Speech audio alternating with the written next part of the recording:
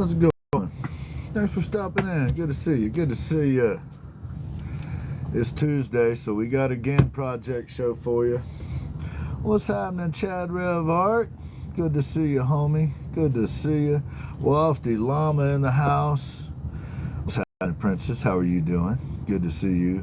Wafty. Flown the Coop. What a handle. I love it. That's a good one. Appreciate y'all coming in. Appreciate y'all coming in. Welcome to the GAN Project Show. Haley Beth, good to see you. Love. Enigma. Oh, Enigma. We got internets. How about that? Good to see you, Enigma. What's up, Ron? How are you? Or Raymond. Maybe Raymond. How is it, Raymond?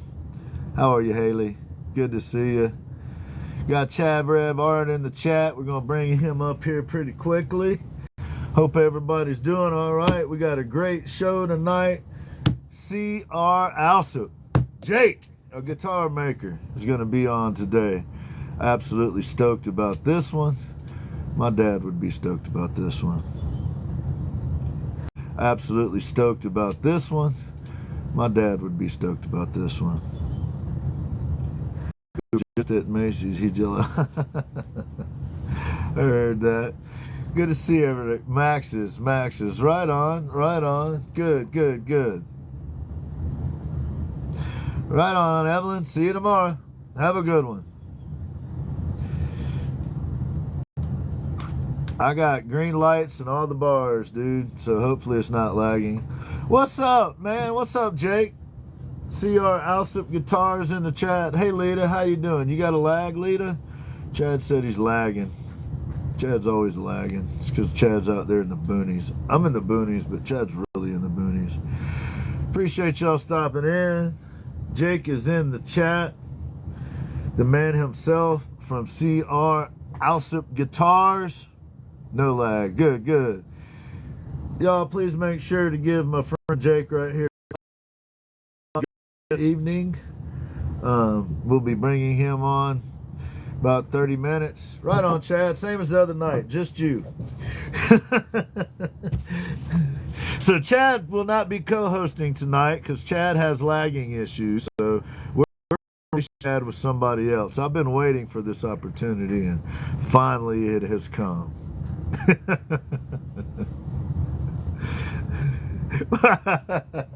Oh, Enigma, you know I'm teasing.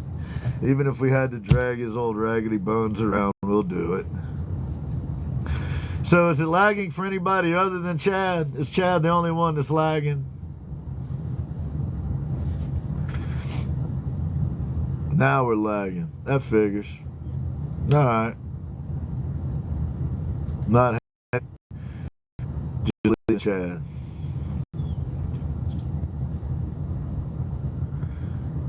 Right on, Cap. Right on. Skipping occasionally, huh? Gotcha, Chad. All right. Nothing can be done. I've got all the bars and all the whatevers. And apparently somebody just sent Chad up. Oh my. There we are. Can you hear me okay, buddy? Let's see here. Weird. I can hear you, but vaguely. Vaguely. Can you hear me now? Yeah, Wafty, I think it's a TikTok issue. Because I'm on 5G and he's got green lights.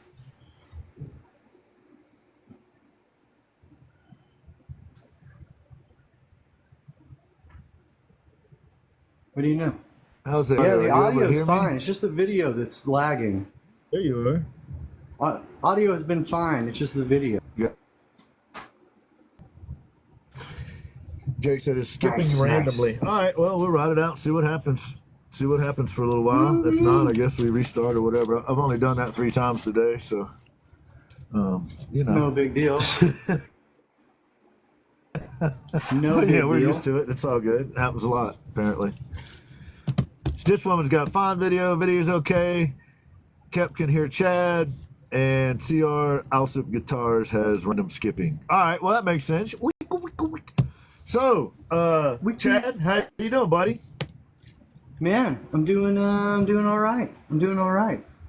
Whoa, I get the big window. Well, that's great because I wanted to show you something. Well, anyway, I mean, since you're so used to being on screen now, I mean, it seems like you're trying to do a 20-hour a day lives now. Oh, I'm back to being able to carve, dude. It's awesome. Yeah, I love it. Yeah, I have something cool to show you guys. Hey, Chuck. Whoa, not my light being haunted. Are you guys ready for this? I don't know if you really are. Okay. Probably not. I don't think Gen's ready either. Are you ready, Gen? I'm not. I'm not even looking. All right. I'm not even looking. All right. Yeah, I'm ready.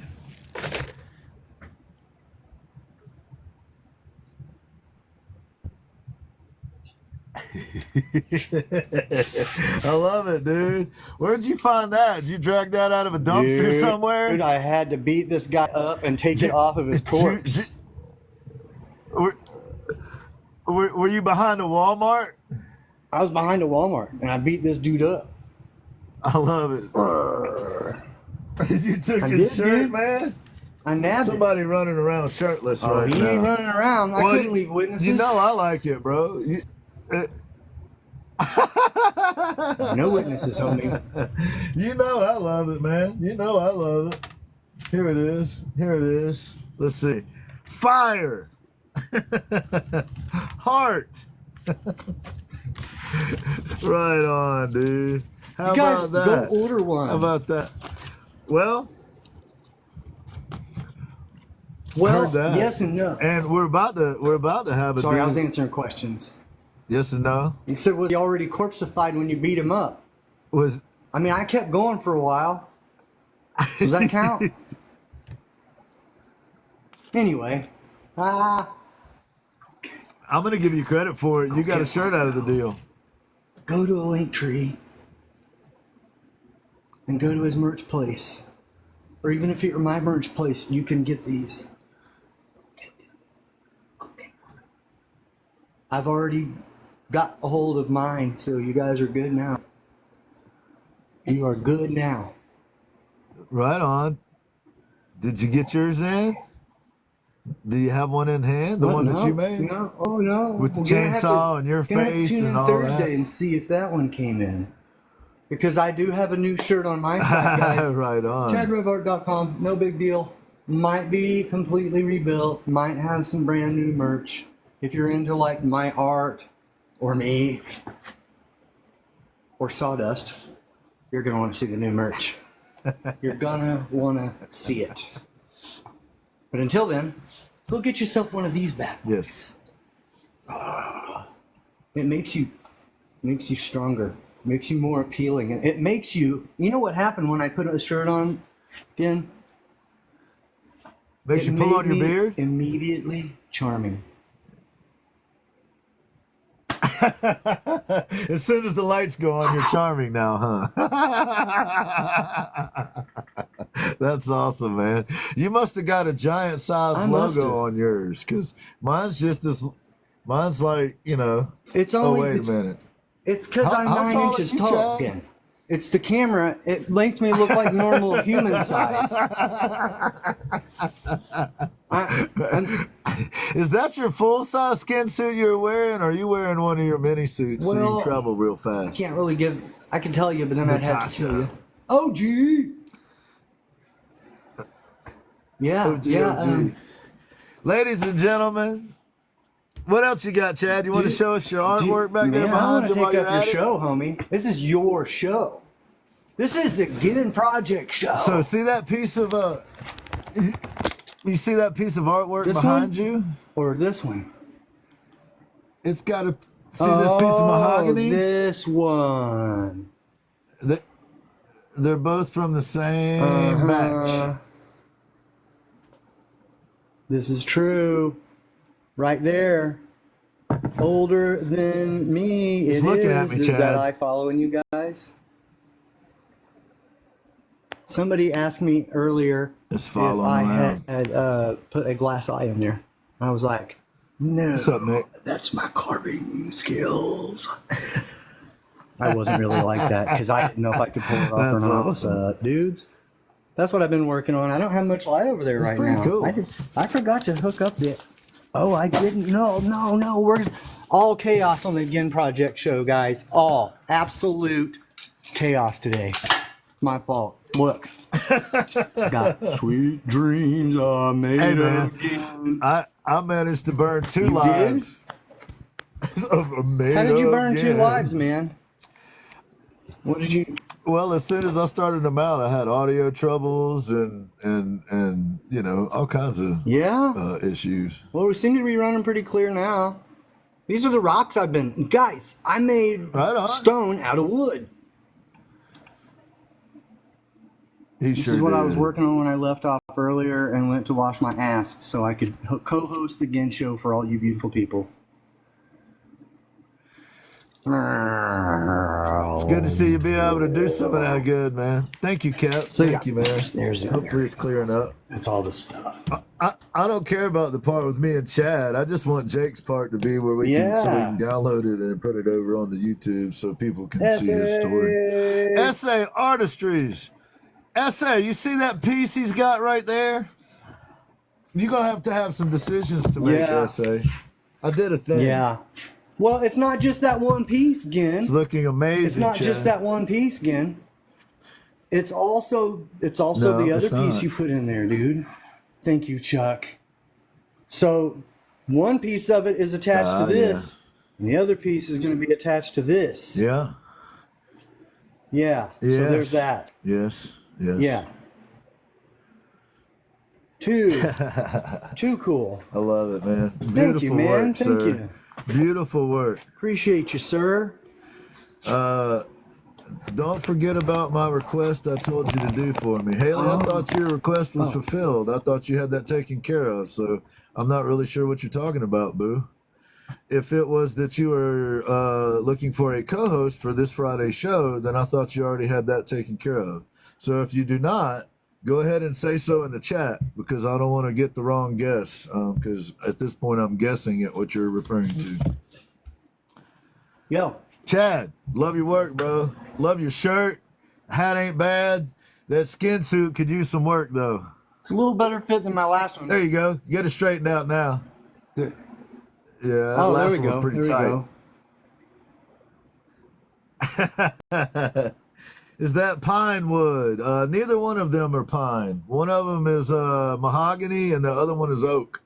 What he said. More specifically, Brazilian mahogany, scarlet oak. From Gin, from my farm. He's 9 inches again, y'all. SA Artistries is in the chat. And SA, so I took your guitar and I cut it in half.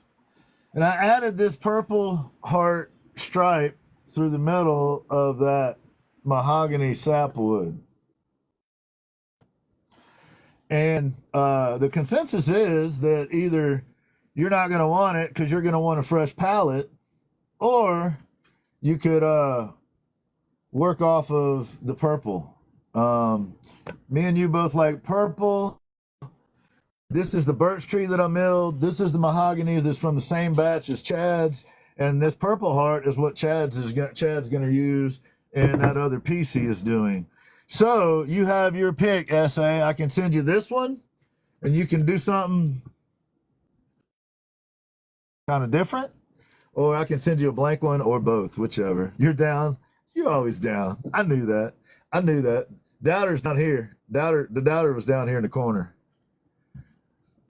Nah, that ain't true. He wasn't doubting. He was just saying, give that lady a blank canvas to work from. Uh-oh, he turned the camera off. He's flipping me off, y'all. He's flipping me off.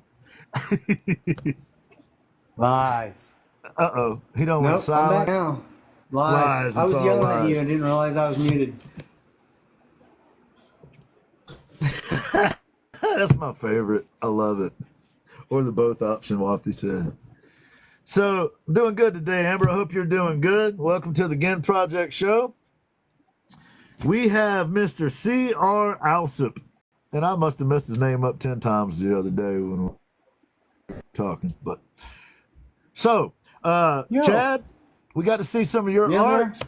I'm gonna go through our call list real Do quick it. here, and I'm gonna try to get it wrapped up on Okay. time so we can get Jake up in here. And he's way more interesting than both of us. I am counting on it. Kind of thinking I am we want to make counting that on happen. He said, "I'm counting on it." I did get some art in this Yeah? week, though, and this is from our good friend Weird Designs Art and Photography, which we call him Chip 76. But he sent me a couple pieces that were we used these ended up being emotes, for Yeah. our subscribers. So here's one of them. Nice. He just, he was just doing this thing, making something up. And there's the one that I did. Oh he my did gosh. one for when I was hanging out with Eve and painting That Elliot. How is cool is that, cool. man? That is super cool. How about dude, that? That needs a t-shirt. I have evidence Needs now a that I'm a t-shirt. painter. That needs to be a Yes. t-shirt. Yeah, well, I hadn't had a chance. I've been a little busy, I as you feel know, you, but dude. I want to get in touch with him and see about making that happen. Cause we do have a new man that's going to be working on the merch for us, and I believe he can make something like that happen. So, anyway, Good. and then this is it's Chip Andrews. It's Chip, my buddy, Chip 76. Chip 76. So y'all go give Chip a look. He's always doing nice stuff for people. You never know what Chip might be doing, so go check him out. Go turn on your notifications and catch Chip out there roaming around doing nice things. Flash Gordon is in the house. We might as well start out our shout outs with Flash. Good to see you, buddy. Hope you're feeling better. That's some Flash Gordon art right back there behind me. Flash Gordon is the man what started Art for Autism, him and Petra. So check Flash out. Hey, Laura, good to see you. Doing well. You got to turn your notifications on for Flash because he doesn't ever do lives, and I don't know that notifications will do any good. But keep an eye out for Flash Gordon. He's always around supporting the art community. He has all kinds of cool collaborations that he's in the middle of. So track down Flash, ask him what he's got going on. We also have. I'm going to start from the bottom again because that went so well last time, Chad. Why not? On Wednesdays at 12:30 Eastern, right after noon, you got Courtney and Jay, and they are doing a show on addiction. And it isn't just about addiction. If you have a rough day, if you had a bummer day, you could go by and just tell them what happened to you. And of course, Flash, we love you, brother. We'd even get on a plane to go hang out with you, bro. Wednesday also at 7 p.m. Eastern time, our buddy Punk Rock is starting up a gig here pretty soon. So look for him. Art for Autism, the most recent thing I think he did was a zoo, an event at the zoo where there were a whole bunch of canvases. He had people in there painting and all kinds of cool stuff. So you never know what Flash is going to be into. Check him out. We also have some friends named Hanson Art Studios and Kiki, who goes by Southern Gothic, and they do a show on Tuesday night that's a trivia show. It comes on at 1:30 a.m. Eastern time. And then on Wednesday night, they're working out another show that they got going on. And Thursday night, they do one that's called What's the Worst That Can Happen? And that's a lot of fun. If you get a chance, go check it out. Hey, Lance Creative. If you get a chance, go check it out. The concept is that they put people in the panel that we all kind of know each other, and then they bring people up from the chat that nobody knows. Hey, Max V. And everybody on the panel asks 3 questions, and that person either replaces somebody on the panel or goes back down to the chat. It's pretty fun. And you see Max V right here in the chat. He's another guy on. He does the Max V Empower Hour, and that is most weekdays and sometimes on the weekends. And what is that, Chad? About 8, 9 in the morning? That's usually right around the time I'm laying down. Yeah, I was talking to him earlier, and I want to say it's 9 Eastern to noon. I think. Yes. I think that's right too. I believe so. Max, correct us. Please drop it in the chat and correct us if we've got the times wrong on that. But turn your notifications on for Max because he does come on some other times. And if you like art or you like music or you're just into just vibing out, go hang out with Max. He's a good man. He'll let you come up and show your art as long as you're not a jerk. He's cool. So please go support our friend Max V in the Max V Empower Hour. Another friend of ours, Kira Wilson Art. She's in her busy season right now. You might see her roaming around doing honest to goodness good stuff.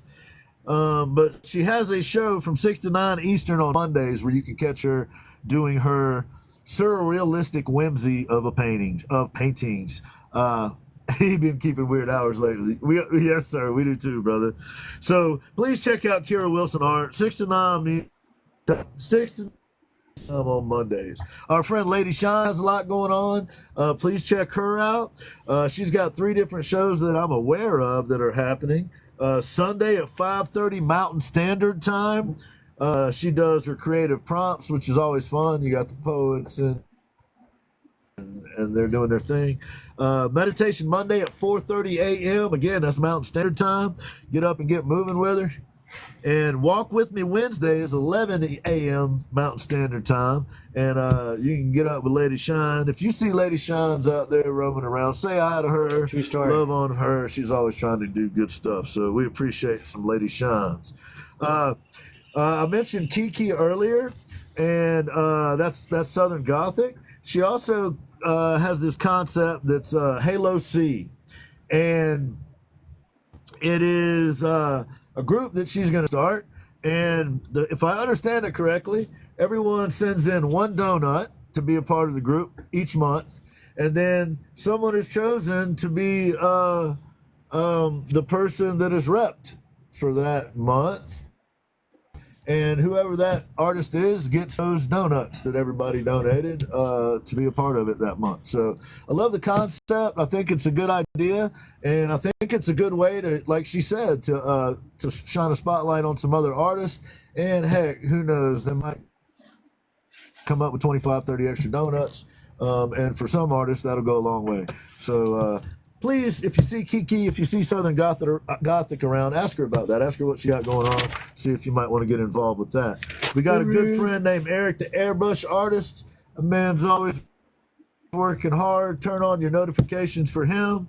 But him, Flex, and Dirty 530 are doing a show now on Saturdays, and this is Pacific Standard Time. He's out there in Cali. 7 to 9 Pacific Standard Time, and all 3 of them are airbrush artists. And there's some work by Eric the airbrush artist right there. So please go check that out. Give them some support. They just started that show this past week, and we'd really like to see them be able to keep doing the show. So reward them for being on and taking the time to do it by going and hanging out with them. I'd also like to say Rick the Muse, turn on your notifications for Rick the Muse. He's got stuff going on. Severed Art, go check out Severed Art's work. She's dope. Go check out Severed Art. Yes. DJ Willison, we love you. You're amazing. Keep doing what you do. Flex Flair, Dirty 530. Be there. Eve's Artistry. Please turn on your notifications for Eve's Artistry. She does Musical Monday at 7 p.m. And I believe yesterday it was her and Coach and Laura were painting. And they play a song. They pick a song and then they do a painting regarding that song. So it's pretty cool. But turn your notifications on. She does several other things. Probably the same kind of things that Chad does. You never know. It's possible. Bob Not So Ross is a friend of ours. Be good to him if you see him. Then we got, let's see here, Wafty Llama, love you, brother. Johnny Ray and Mondo Art, amazing artists. If you can catch up with them. We got a friend in the chat here, Lita. If you get a chance, go check Lita's art. She's got some dope art. It's you'll like it. Everybody can't do what she does. Our friend Painting at Tiffany's, we love you. We're gonna say your name anyway. Natasha OG, we love you. We're gonna say your name anyway. We have a friend named Ashman, and on Tuesdays and Wednesdays, our buddy Ashman does his basic art show. That's from 7 to 8 Mountain Standard Time. And you can see some artwork by Ashman right there. Yep, that's my mug and Chad Rev Art's mug done by Ashman. You'll probably see that image and some other stuff coming out pretty soon. And on Fridays, he's doing Drawn and Quartered, which he teams up with a couple other amazing artists. And Johnny Ray, sometimes Bakken. And that's on Friday from 7 to 8 Mountain Standard Time. And we're getting close. We're almost there, Chad. We're almost there. I saw S.A. Artistry's on. She did her Sunday Woosaw this week. Yeah. She was wandering around out there in the yard, pulling weeds and doing such. So if you get the opportunity, check out S.A. Artistry's. Turn on your notifications for her. She's amazing. Haley Dot. The Haley Dot Show is Friday nights at 6 p.m. Eastern Time. I'm sorry, yeah. Friday nights, English, at 6 p.m. Eastern Time. And each week she has a co-host that helps her.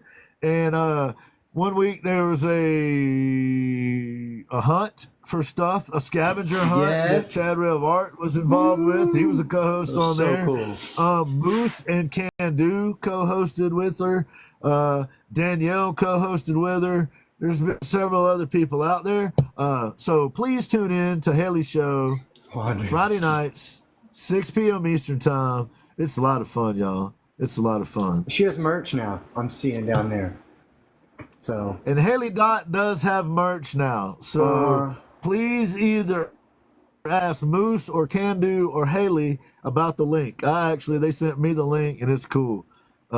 So please check out Haley Dot. Go watch her show on Friday. Give her a little support. Appreciate you. Our buddy Matty Pace is back. He took a little time off, but Matty Pace is back. And he is on Monday, Wednesday, Fridays. Ooh, baby. At 1:30 Eastern Standard Time. And it goes for a while. And then on Tuesdays and Thursdays, he's on at 10 a.m. Eastern Standard Time.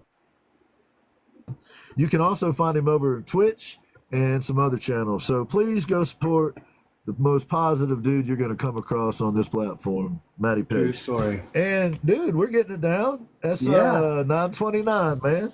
We're getting closer. We're getting close. Look at that. If you're not on the call list and you would like to be on the call list, please just hit me in the DMs. I'll put you on here and I'll shout you out as often as I can. Sometimes I even shout these out during our flow states, especially if somebody comes in, ask about you, whatever. Yep. So please check out our friends. And if you are any of the folks that are mentioned, please feel free to go over and take this off the YouTubes because we load it over there every week. Hey, brother, thank you, Hanson. There's one of them right there.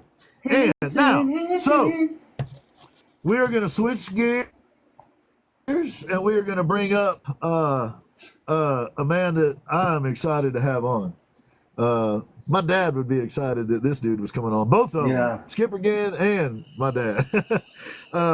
Just a quick update. I've got most of these guitars, Mr. Hanson. Yours is close, buddy. Yours is close. We did some sanding today. Hanson's going to be burning this guitar and then sending it back to me, and we're going to make it playable. S.A. Artistries is going to be painting her magic on the open spaces on this guitar and then leaving the back blank. You got Eric the Airbrush Artist is going to be painting a guitar. I think it's going to have something to do with Prince. You got Bob Not So Ross. And then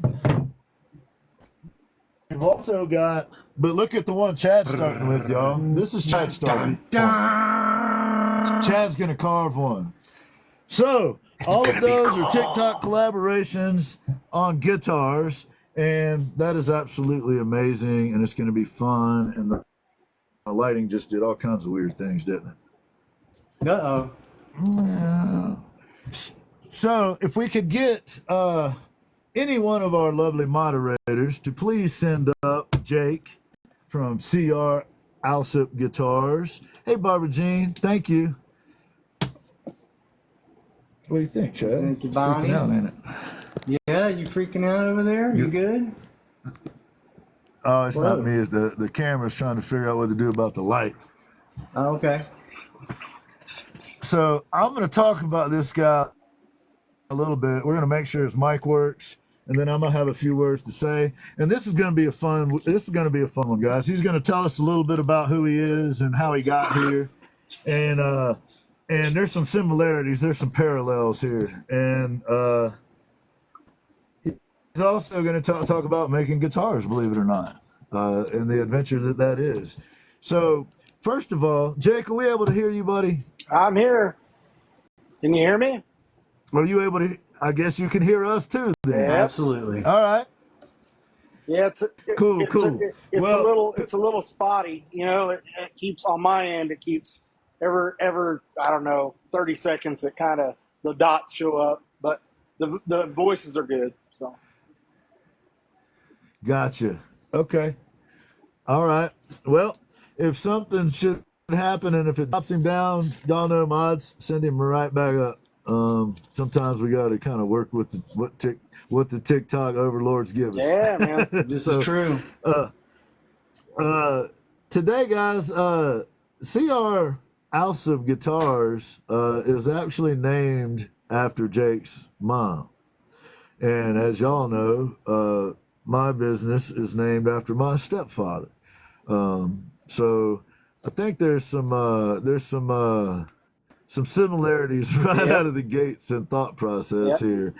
And Jake is an amazing story because you would know, like, the fact that he's building guitar. His very first guitar that he ever got, electric guitar that he got as a kid, his mom came home and it was all in parts all over the place. Yeah. and he put it all back together and it worked. So he was off and running. But he's been making guitars for at least 30 years. And he takes what he does very seriously and he's very good at it. And it is quite an honor to have him on the Gen Project show. Just the idea that this dude would come hang out with us and talk with us for a while is pretty cool. Because he is, and it's cool on a couple levels. Personally, for me, it's cool because I've only been doing this guitar thing for the last few years, and this is the first batch of guitars that I'm actually making. And you would think in a field like that someone might not want to collaborate, might not want to share information.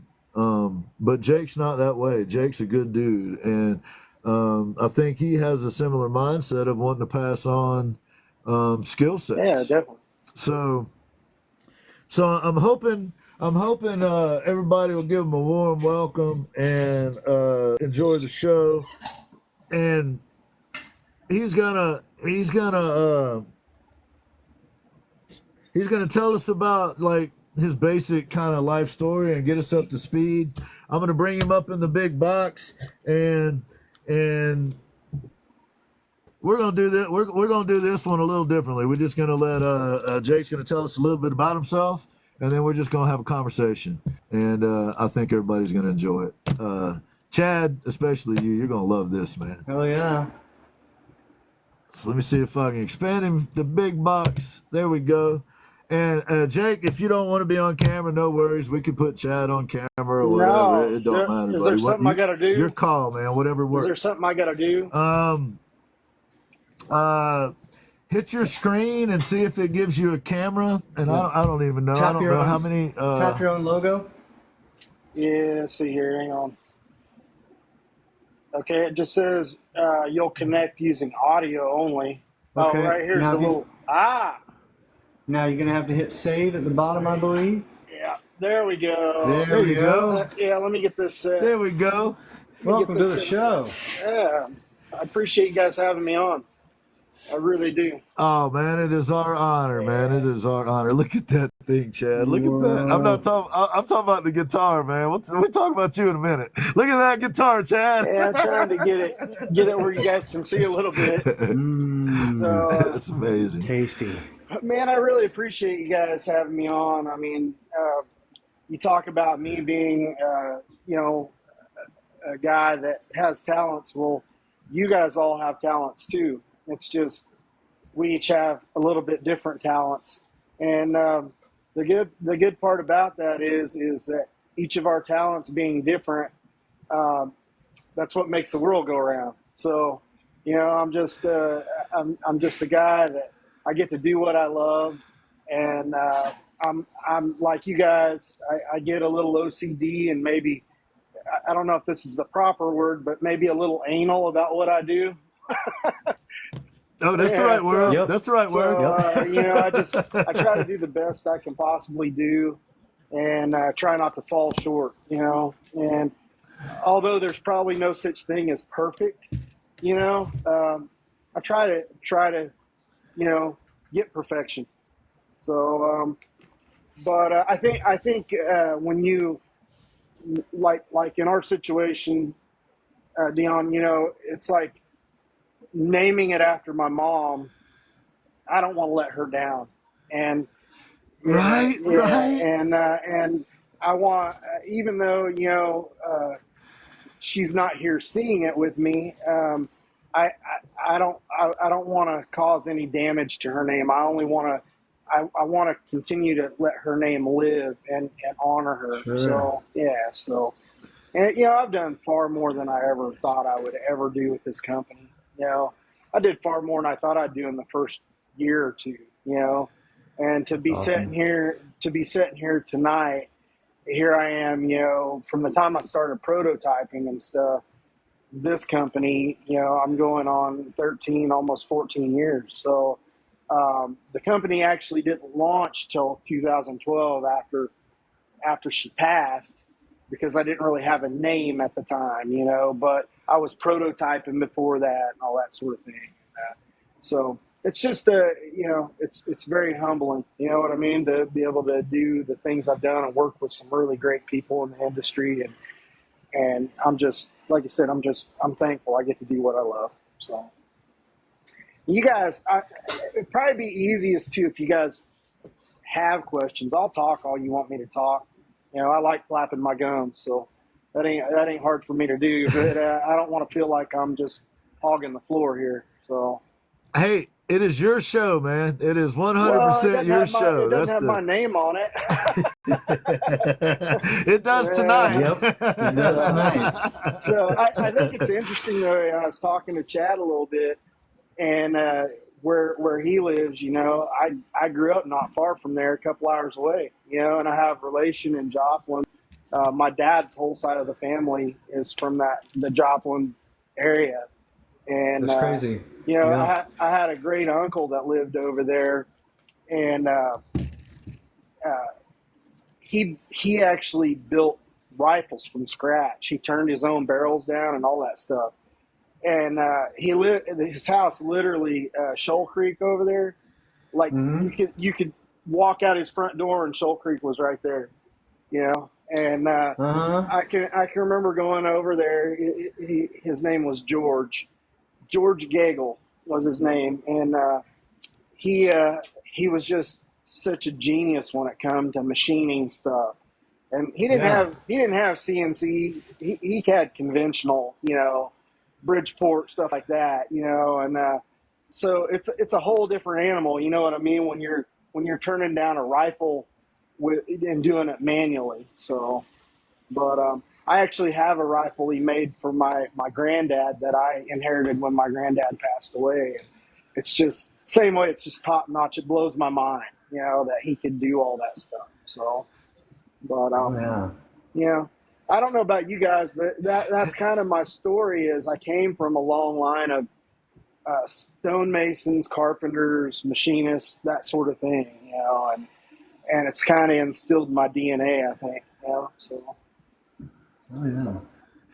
Yeah. my immediate grandfathers, my step grandfather that I'm named after worked at a Monsanto. My last name, that grandfather worked at at the paper Mhm. mill, which was the sister mill to the town I live in now, Yeah. ironically. And my mom's dad was a aircraft mechanic. So yeah, it was all people that work with their Yeah. hands. Yeah. And that's the way most of my family was, is, they had hard manual labor jobs, especially stonemason. You don't get no harder than that. And, Right. Yeah, man, that's pretty. That's so hard. That's labor I mean, intensive to right give you an there. idea, my granddad, my mom's dad, he in 1999 he had a heart attack, and they took him in, the, took him by ambulance to the hospital and got him there and put him on blood thinners and stuff. And then they went in to try to find out what was going on. He had to have 6 bypass surgery, Cool. and like the one area, the one that was the least blocked was 95%. Most of them were 99, 98%. The doctor told him, he said, "You're a miracle." He goes, "You're a miracle to even be here." He told, when he went in there to Wow. do the surgery, that one of the arteries in his heart actually did a bypass on its own, and that's what saved him. And so yeah, and he Wow. made it to 95. And that's crazy. And he was laying stone. My mom had bought the old post office of the little town we were in, and it was all ran down. And this is a funny story, actually. His wife, my grandma, her dad actually built that post office building in Silverdale, Kansas, and it was falling down. The ceiling the roof had fallen in and all that, and the walls were kind of crumbling down because they were limestone. Limestone starts giving after a while. But my Yeah. grandpa, so her dad built that building, and then my grandpa was out there rebuilding it. So it's kind of funny that 2 family members had, redone it, and he got it all done except for Yeah. the roof. He didn't get the roof done before he passed, but he had purpose. He had plenty to do. 95 years old, crawling up on scaffolding. It's crazy. So Oh man. hopefully I hope people I will can do do that. something for Maybe that that's long. where some of that. Maybe that's where that came from. I was gonna say, man. Maybe that's where that grit you have, that you that drive that you have. Maybe some of that got passed along. Yeah, well, he was stubborn. I guarantee you that. But Now I wasn't saying you were stubborn, Jake. I was just saying you're a no, driven dude. You make a high quality product, and that ain't something you can do if you half-ass it. You got to be I'll on say about I'm it. stubborn, and I bet you I can go upstairs and bring my wife down here, and she would totally agree with that. So She would agree yeah, 100%. and I might have a couple ex-wives that would probably agree with that too. But it's all good, whatever. Yeah, I'm just happy. I'm living life and I'm loving life, man. That's all that matters. So That's what's yeah. up. So, but Yeah, so absolutely. I gotta You, say though, Dion, I saw the Purple Heart when you after you cut the guitar in half. I had a buddy of mine that came on, and he was watching you when you cut it in half, and he said, "I about crapped myself." He cut a perfectly good me body in too. half. I said, "Well, Me too. he knows Well, what he's doing, man." barely. Well, see, He better so it's hope one of so. those things, man, and this is why I dig you so much. I think you'll get this. I think your brain would probably do something similar. So that's the guitar I was putting together to send an essay, and I had this thing in my head all along, that stripe. And then when I measured everything out, it wasn't all exactly where I wanted it. That's all right. You And make it. You and make it what you no, want. I mean the neck and the pickup wasn't exactly aligned the way that I Oh, wanted. yeah, And I had this thing in the back of my head telling me, man, I wanted to put that piece in anyway. And if I do that, then I get to redo that area. yeah, And I like, I'll be happier with it. yeah. Now it's going to get painted, so I could have just covered it up. It wouldn't have mattered. Nobody'd ever see Yeah, it. man. But You know, I couldn't do the that. thing is, the cool thing about guitars is you usually have a little play in that cavity anyway. You know what I mean? So, and I've had it where I've had to like go over and take a little more out of at one side, you know, and then I could slide it and center it. And even if you got a little smidge in there, you don't notice it. You know what I mean? It's just you're probably Right on. like me. You're striving for perfection and you want perfection, but that's the beauty about hand built stuff. It's really not perfect. So, you know, but Right. You're absolutely right. I can't get there, but I got to try, well, man. Chad will tell you. I'll drive Chad crazy. I'll drive Chad insane. as a woodworker and a carpenter, you know, it's not how many mistakes you make, it's how you cover your mistake, right? So, Right. yeah. Right. So same thing with guitars. It's just you're working in thousandths when you get to the fingerboard. So Right. yeah. Right. When I'll admit it though, man, when I cut it in half. Now here's the thing though, I did it on a jig that I made, like an angle jig that I made. But before I cut it in half, I did want to vomit. If I'm being honest with you. Yeah, but you're probably the only one that would have known, right? You know, because that's the way it is. When you're doing something, it's like you know it's there and it drives you insane. You know, and that's me. That's me. Absolutely. 100%. So Yep. See, Chad. The thing is with your carving, I mean, maybe you go through the same thing, but with your carving, you can make it whatever you want. That's right. That's what I love about it. Yeah. That's right. So it's like Bob Ross. They're just happy little accidents. That's right. So, you know, it's wild, Jake, because it's almost like we feed off of each other sometimes, Chad and I, because we have to be, by nature of what we do, almost we're opposite ends in a way. Mm-hmm. Like I'm not a cabinetry guy. Like I've never done cabinetry. Yeah, we talked about that a little bit. Talked about that.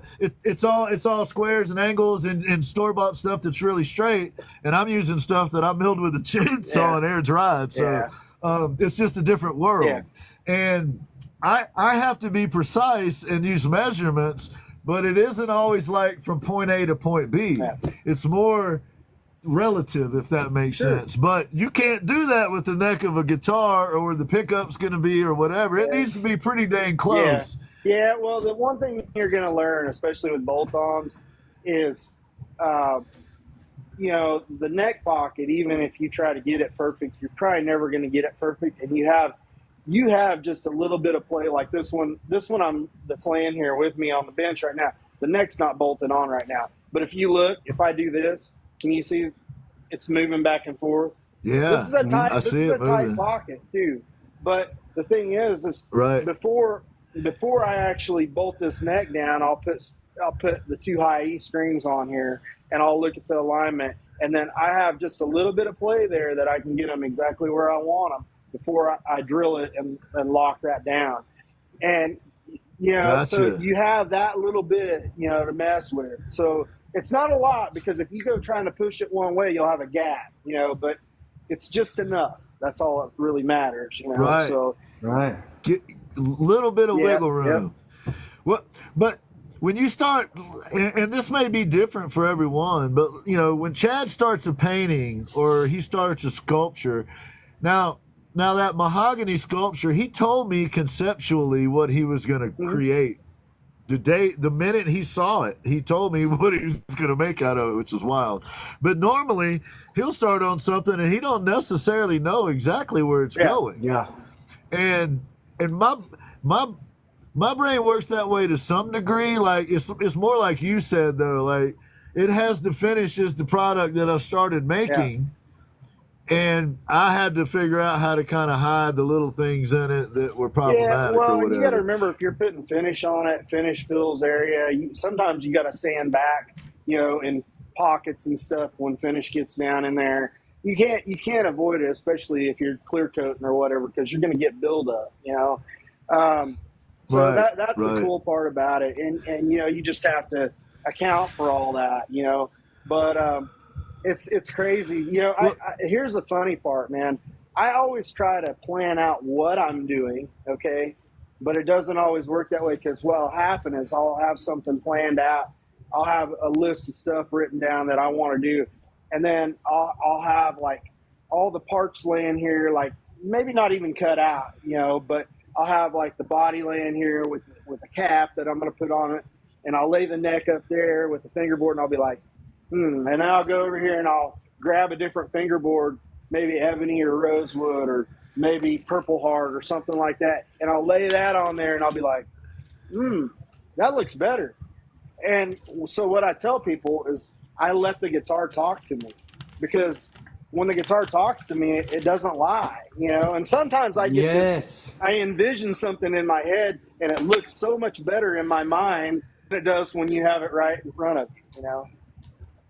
Yes. yes, I'm with Yeah. you, man. 100%. So, yeah. Let the wood tell you That's something. right. Let the guitar talk to you. Let any project you're doing with, let it talk to you, because sometimes the most brilliant stuff you come up with is just that quick, and it's like you didn't even choose that.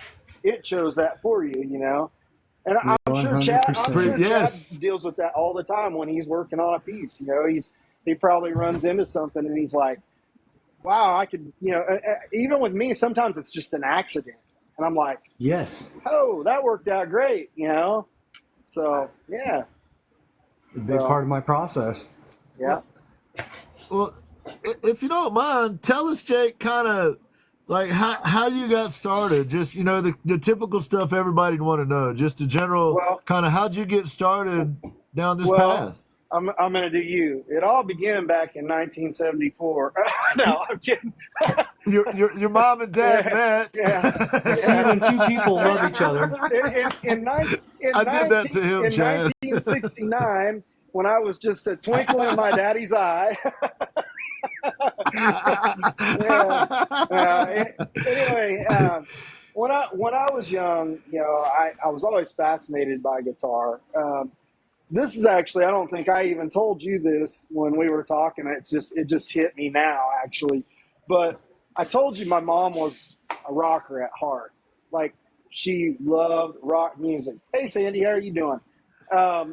And she introduced me to so many good bands, because she grew up, she was a Beatles fan. She loved Uriah Heep.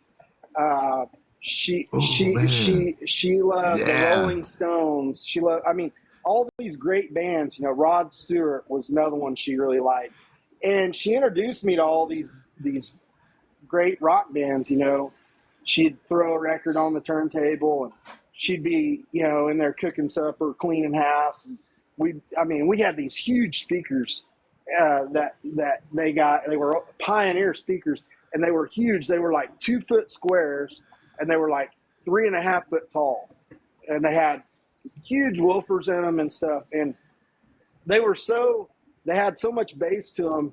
My dad actually made a little swing that he hung from the ceiling to set the turntable on so it wouldn't skip, because she'd be rocked, And so anyway, that's awesome. so anyway, I grew up, around that. Well, about the time Def Leppard Pyromania come out, I've always loved Def Leppard.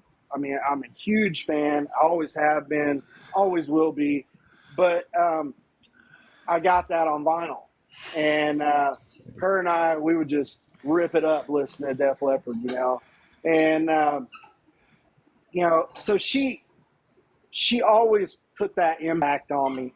Where my dad was a country and western guy, he loved outlaw country, Willie, Hank Jr., Waylon, Merle Haggard, Johnny, all those people. So I got that from him, but I got the rock side from her. But she loved John Denver, which is kind of weird, considering what she listened to. And she loved the band Alabama a lot. And so, from the time I got the Pyromania album, I wanted to know how to play guitar. And I remember seeing Phil Collin. He played an Ibanez Destroyer, a black one, and I remember seeing him, and I was like, I want to play guitar. And I love Steve Clark too. He always played the Les Paul slung down to his knee, you know, little lanky, skinny guy, you know, and just looked cooler and I'll get out with the big blonde hair. And I wanted to play guitar. Well, my sister kind of ruined that for me because she talked my mom and dad into buying her a guitar and getting her hooked up in guitar lessons. And she went for like a month, and then she's like, I don't want to do this anymore. And so she's 3 years older than I am. And so when I wanted to go get guitar lessons, they're like, oh, no. we've been through this. We're not doing this, you know. And so they told me, they said, you can get your sister's acoustic guitar. I didn't want to play acoustic either. I wanted electric. And but I dealt with it. I got it. Went and got it out, started learning. And back then we didn't have the internet, YouTube, and all these things that you have now. Sure. These helpful aids to teach Right. you. And I told my mom, I said, well, I don't even know how to play a chord. You know, I need a book. I need something. So she went and got me, she went to the grocery store and got me a Guitar for Practicing Musician magazine. Okay. It had Seek and Destroy by Metallica in it and tablature. And I don't know how to read tablature. It had a few other songs in it, but I don't know how to read tablature, you know. And I tried, you know, and after a little while, I started hunting out stuff with notes by ear, you know. And then I had a friend of mine that played guitar, and he had taken lessons, and he actually was pretty good. I mean, he got around on the guitar really well. And so he started showing me a couple things, you know, like he taught me, the first song he showed me how to play one note was Wild Thing. And he showed me Smoke on the Water, one note, you know. And so then not very long after that, my sister started dating this guy, and he bought a Strat copy, a white one with a white pick guard, really Jimi Hendrix looking, but it was a Sears guitar, like a Harmony or something. And it came with the guitar and a little cheap amp. And he had tried to learn and he failed, you know, he didn't stick with it. And so he told me, he goes, you're really into it. He goes, I'll just give you my guitar and my amp if you want it. And I was like, awesome. You know, I was all up for that. I was like, electric guitar, you know.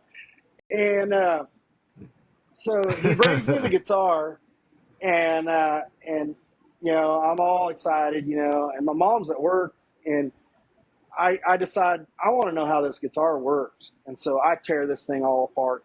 I got every piece. It's all laid out on my bed, you know, the body, the neck separate, the tuners are off of it. The bridge is out, the saddles are off the bridge, the block's off the bridge. You know, I want to know everything about this thing, man. And my mom comes walking in, she's like, good grief, you know, what are you doing? And I'm like, I want to know how it works. She goes, well, you just ruined it. And I'm like, no, I didn't ruin it. I'll figure it out, you know. And of course, it took me a while, but I did get it back together. And then trial and error of learning about how the saddles are supposed to be set, how to set your action, how to do these things. And I'm not going to lie, my first attempts were probably really piss poor, if you will, you know. And you gotta start somewhere. Yeah, but you know, yeah, that's exactly right. You have to start somewhere, and that's one thing I've never been scared to take that leap. You know, I've always been, I guess, a risk taker, if you will, in that area. And you know, I was always mechanical anyway. We grew up on a cattle farm, you know, in South Central Kansas, and so I had to learn how to work on things, you know, whether it was my bicycle or I had a dirt bike. It was always, you know, I rode the hell out of it. So I was always having to mess with the carburetor or put the chain back on or put a sprocket on it because it was chewed up, you know. And so, you know, just the mechanical side of me, you know, it just, like I said, it's just bred into me. You know, that's all I can say because and my neighbor was a shade tree mechanic, so I spent a lot of time up there. From the time I was like 5 years old, I was up there. You know, they did, his dad did small engines, and then the son, he built car motors. He'd rebuild them and do them, and then he got into racing motors. And I was around that. I love going up there, hanging out, and being a part of that. Oh yeah. And Yeah. so the mechanical side was always there. But anyway, I finally figured it out, and I started playing. And then I had another friend of mine that he'd been learning about the same time I had, so we were kind of the same level. And so we started getting together a lot and just playing, together, learning songs that we like Skinner songs like Def Leppard. I like Dokken a lot. Trying to learn all this stuff. Now, 80s music was really hard to learn, period, because those guys are phenomenal. Like if you were gonna say any era of our lifespan, the toughest era of guitar playing, it's the 80s. Those guys were neoclassical, slung the guitar around and caught it, that's what they all over the stage, yeah. And and back then, the Floyd Rose was new. Eddie Van Halen with the squalls and squeals and all that stuff was all new, and no one knew how to do it. So you had to figure all that stuff out on your own, and so without Google. Yeah, without Google, without anything. We had a phone that had a curlicue cord and a rotary on it, and but I just kept after it, and I started. There was this luthier down in Oklahoma City area. His name was Don Teeter, and he'd written some books, and I started studying his books. But Don had done work for, luthier work for like the Eagles and all these different, that era of rock music and country music and stuff. And back then, learning how to be a luthier was so secretive. It's like you had to be an apprentice and work for free under them for this extended period of time and learn. Or they didn't they probably did have luthier school, but it was few and far between, and so it was really secretive. And I can remember asking questions, the luthier at the local music store and stuff, and he'd be like, "Oh, no, I can't explain that to you, it's just, and it's like, come on, man, but it went on, and then where I'm from, there was an acoustic guitar company called Mossman Guitars, and that was in the Winfield, Kansas area. And Mossman Guitars, they were pretty popular in the 70s and 80s, but the problem was they tried to grow too big too fast, and they had this company that was going to distribute their guitars. Now, keep in mind, back then they were using a lot of nitrocellulose lacquer and stuff, and that stuff tends to check and give you problems. It's not easy to work with, and the cure time, it takes it quite a while to cure out and stuff, and you got to be careful. You can't get it in a cold area and get it hot, or cold and then hot, or whatever, back and forth.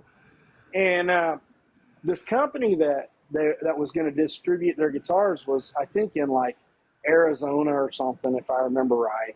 And they sent a whole slew of guitars out there, and they put them in this warehouse, and it was so hot that coming from Kansas to there, they all checked, and that actually put Mossman belly up because they had all these guitars. But there was still a lot of guys that worked at that factory around there. John Denver flew in. They had an airport just right there in that area. It's a little industrial area called Strother Field, and him and Glenn Campbell would fly in there and go right over to Mossman and pick out guitars and stuff. And I can remember that, you remember, people talking about that and seeing it in the newspaper and all that stuff. So, I was friends with a few of the guys that worked there, and they kind of taught me some stuff. Now, you got to remember, production guitar building is a lot different than what I do, because they might have 50 or 75 guys building one guitar. They're all at a station, you know what I mean? Yeah. And they do one thing and pass it on. So it's a little bit different, so, I learned from them. Well, then this guy had moved to our area. He came from Medford, Oregon. And this is kind of neat because he used to work at a music store up there. the gentleman's name was Ray Castle, and he was a violin builder. He would take the top for a violin and he would hand carve that all out in the back. And he taught me how to do some of that stuff. And by that time, I was gaining headway with my electric stuff. So I knew a lot about the electronics and how, different potentiometers affected it, how different capacitors affected it, how to put tone bleeds and stuff on, all this sort of stuff. And so he didn't know very much about that, and he was very intrigued with that. So he goes, "You teach me what you know, and I'll teach you what I know." And probably I probably come out on the better end because he knew a lot about mandolins, dulcimers, violins, cellos. I mean, you name it. If it had strings, and it was an acoustic style instrument like that. So I started teaching him, and he started teaching me. Well, we ended up sharing a shop, and he had all the acoustic tools for violin and all that stuff, acoustic guitars and whatnot. And so I had that all at my access then, where right now I'm not really tooled to do acoustic style instruments. I can build them, but it takes me longer. He had all the clamps you needed and all the special stuff you need to do it.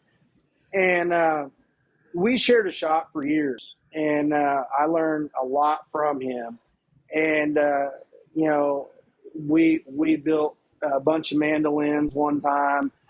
We built some acoustic guitars. We built some electric guitars. We just did all kinds of different stuff. And, so that was a turning point for me, as far as my learning. And, I really started honing my skills in what I was doing, and I decided, because I had a music store for a while too, the one place I noticed that all these production line companies chintz is their fretwork. I don't care how much the guitar was in my music store. It could be a Paul Reed Smith. It could be a $8,000, artist package or $10,000 Modern Eagle. The fretwork, it still lacked a little bit, and I'm not bagging on them. It's just the attention to detail because they're a production company pushing it through, and I worked with FMIC, which is Fender, sold a lot of their products. I carried Gretsch for them. I carried they bought in 2002 or 3, they bought Jackson Charvel, which I had Jackson Charvel before Fender ever bought it in the late 90s, because there's Jackson and there's Charvel. I'm a huge nut. And so that was, cool getting to work with them. And that's how I met Phil of Def Leppard, was through selling Jackson Charvel. And I carried, a lot of their brands, but it didn't matter how much they were. It could be a $200 guitar or it could be a $4,000 guitar, and it still needed. And so when I had my music store, I started saying, okay, what can I offer that another store may not offer? Because when it comes down to selling instruments, it's your customer service that makes the difference. You can't really mark the guitar down because you only have so much room to make profit. And, used to be back in the day, you had a 50% markup because they had net and they had suggested retail price, and you just priced it at retail price. That gave you a 50% markup. But in the 90s, they started coming up with this, what they called MAP price, minimum advertised price. And so that shut it off for you because you can't go on, in a magazine, or you couldn't go online and say, I have this guitar and, suggested retail is $4,500, but I'm going to sell it for $2,000, because MAP price would have been like, $3,600 or something, say. And but that's not a really good example because there still wasn't a lot of meat on the bone from the net price to the MAP price. So you were lucky if you made 20 points, and when you're selling a guitar that's $4,000 and you're only making 20 points on it, that's barely enough to pay your help, keep your lights going, your overhead, all that stuff, you know. And Right. so you know, when I was doing all this with the music store, I just started taking notes about what I noticed with their guitars.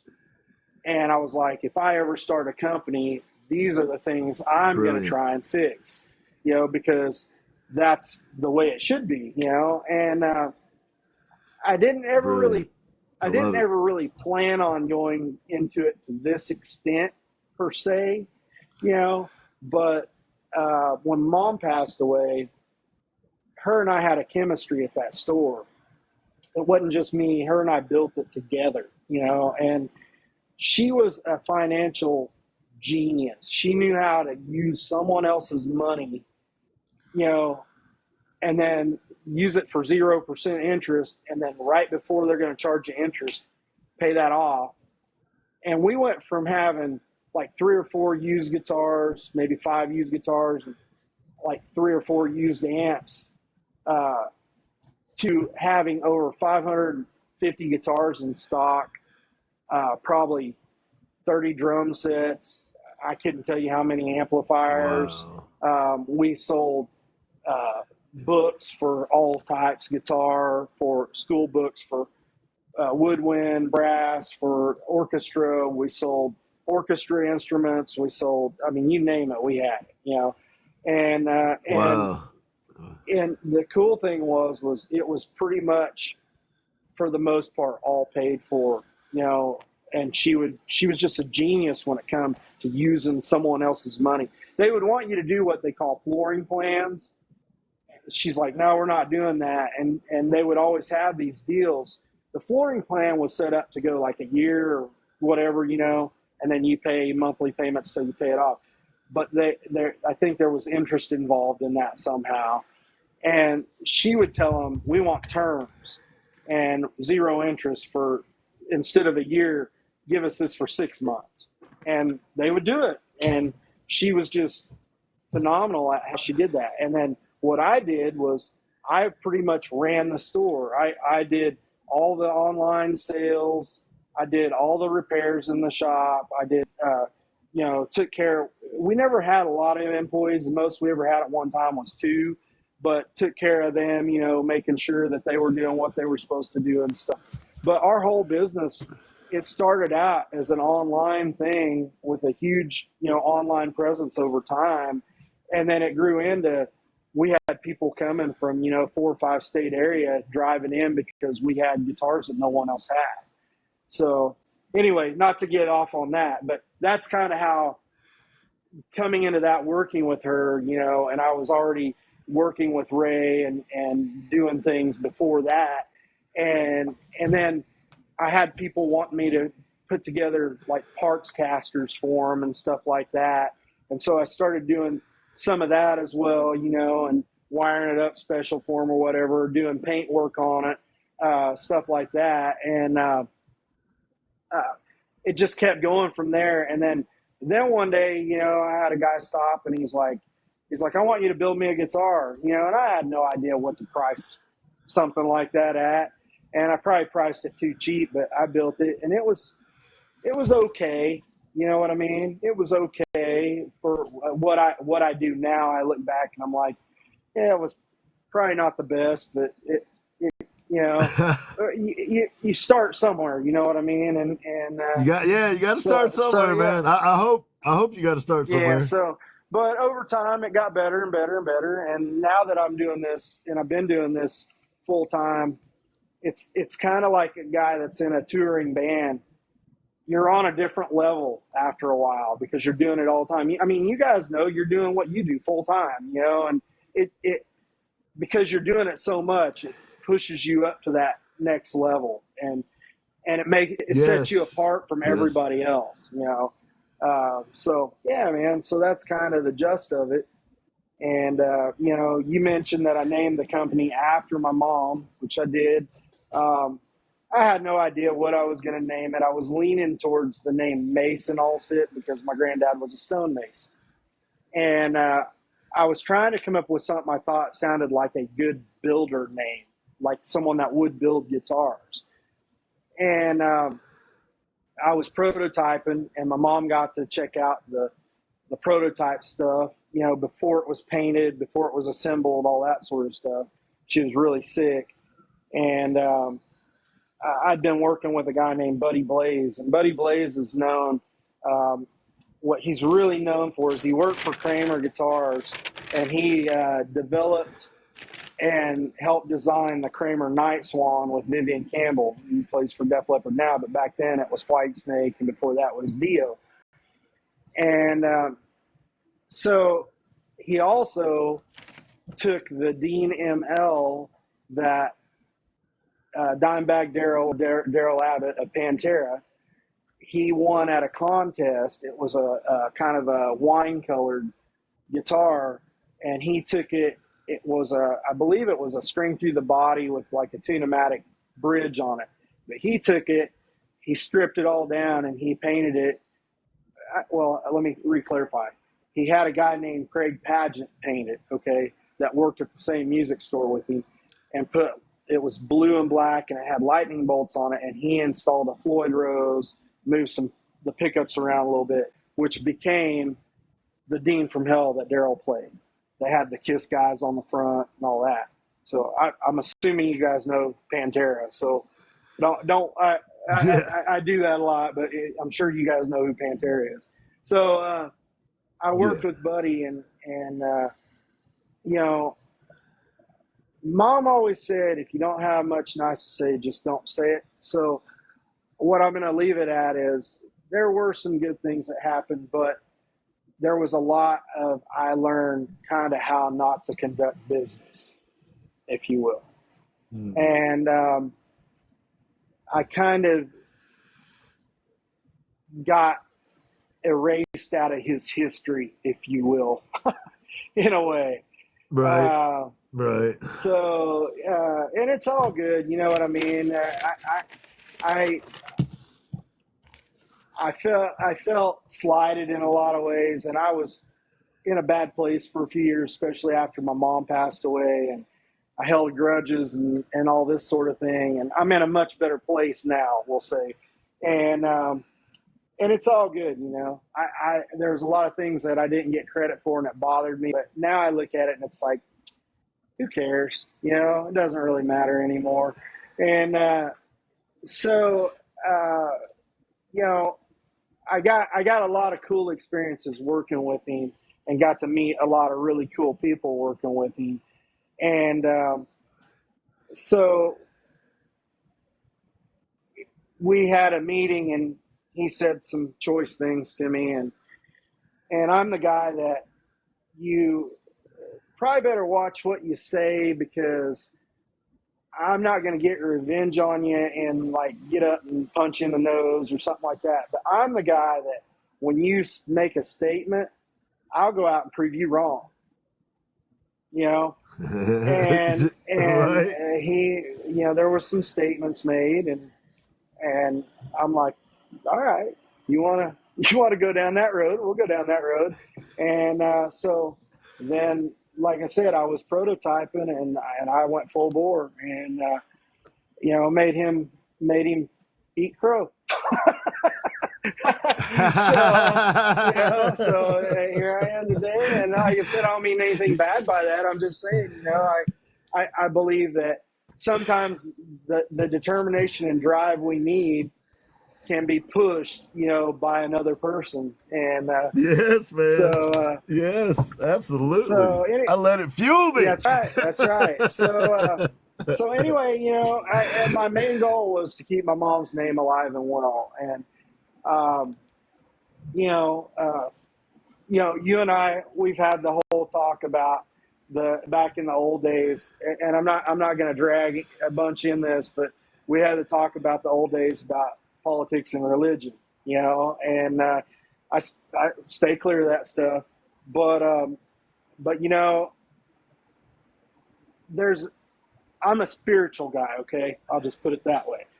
And when I started building C.R Alsip guitars, my mom had 3 favorite bands: Def Leppard, Tesla, and Firehouse, okay? the first, now I had a radio show for a while, and I had done interviews with several people on that radio show that were in bands like that. I interviewed tons of people. We interviewed Ozzy Osbourne. We interviewed, Meatloaf. Wow. We interviewed Blackie Lawless, the Wasp. We interviewed Jeff Tate of Queens. Right? I mean, I could sit here and name on and on and on.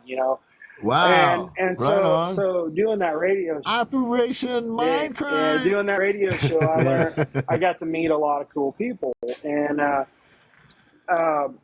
so I met Phil through selling Jackson Charvel guitars, but I met Bill Leverty through doing interviews with him. I met Frank Hannon through Bill Leverty, actually, of Tesla. And anyway, Bill had come to the music store when I had it, and he had done some clinics for me. Okay, and I had actually talked to him, doing interviews and this and that, but they were actually playing. They were opening for Sammy Hagar at a show in Oklahoma, and I happened to be doing photography. See, this is something you didn't know either, Dion. I do photography. I've done it my whole life. Oh man, that's awesome. So I didn't know that. Yeah, man. So I used to go. My buddy, he was a promoter all over Oklahoma, northern Texas, Kansas, and so I would go do concert photography for him and do meet and greet photos for him. And I did that for like 8 or 10 years just for him. What I'm good at is landscapes, okay? But I learned how to do concert photography, which is really tricky because of the lighting, And so I have shot photos of everyone from Don Williams to Aretha Franklin to Cheech and Chong to Papa Roach to you name it, man. And I've met tons of these people through doing meet and greet photos and stuff. And so awesome. this all opened doors for me is what I'm getting at, And so towards the end of my photography stuff, I was building guitars.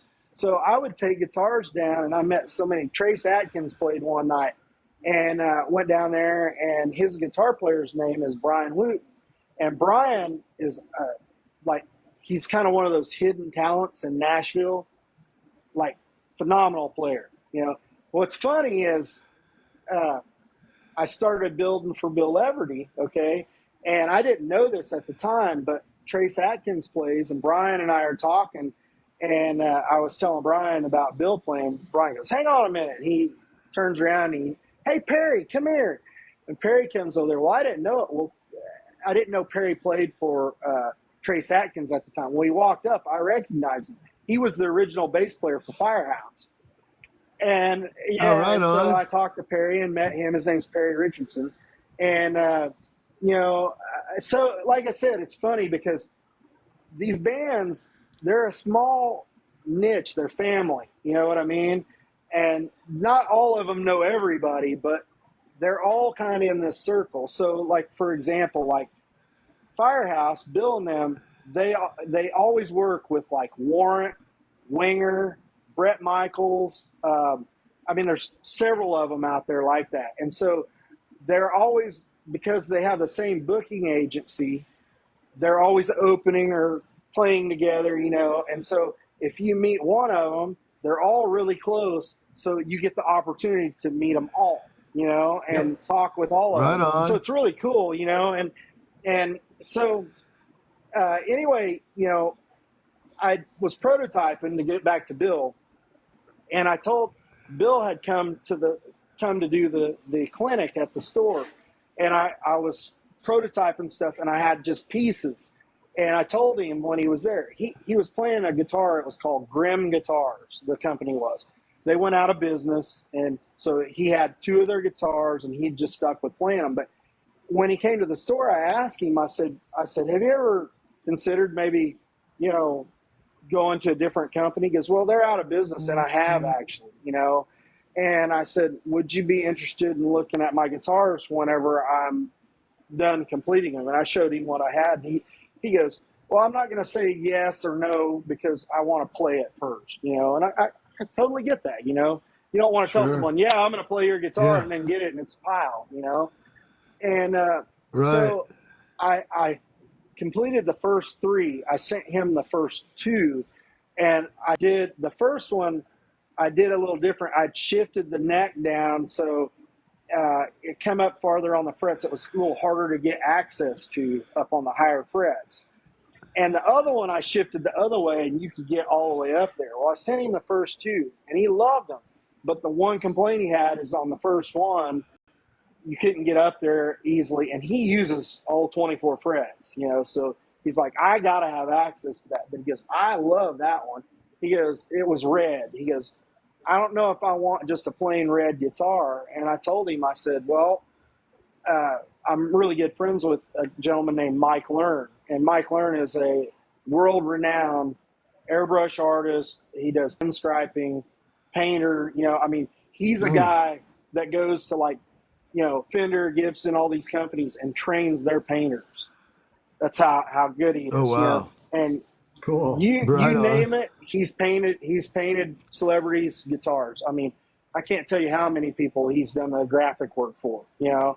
And he and I, we developed a friendship, and we were really close over the years. And so I had a gentleman that taught me how to paint because I worked in auto body for a little while. His name's Roger McGinnis. But what he didn't teach me, Mike did. And he's always been an open book with me. He's always been more than helpful. You know, he could come to me and critique my work, and you know, I'd just be, dude, you're the man, you know. Right. And right. So anyway, I told Bill, I said, if you don't like the red, and you want like a graphic on it, we'll see about sending it to Mike and have him do a graphic on it. You can figure out a graphic one. So I'm going to share this because this is the closest thing I got right now to share the graphic. So this guitar ended up being what Bill called Lucky 13. This is a mini replica of it. And I know it's backwards. Oh, man.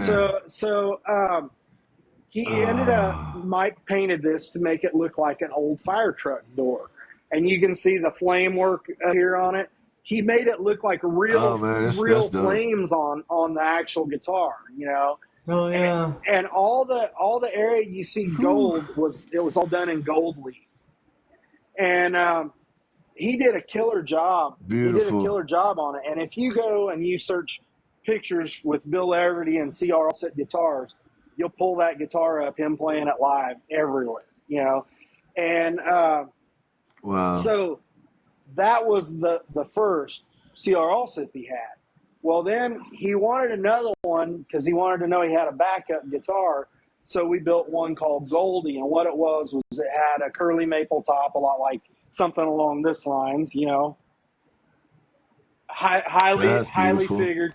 But we did it with an amber candy color. And then it had what I call a drop top. So it had this perimeter around it that was black that went all the way around it.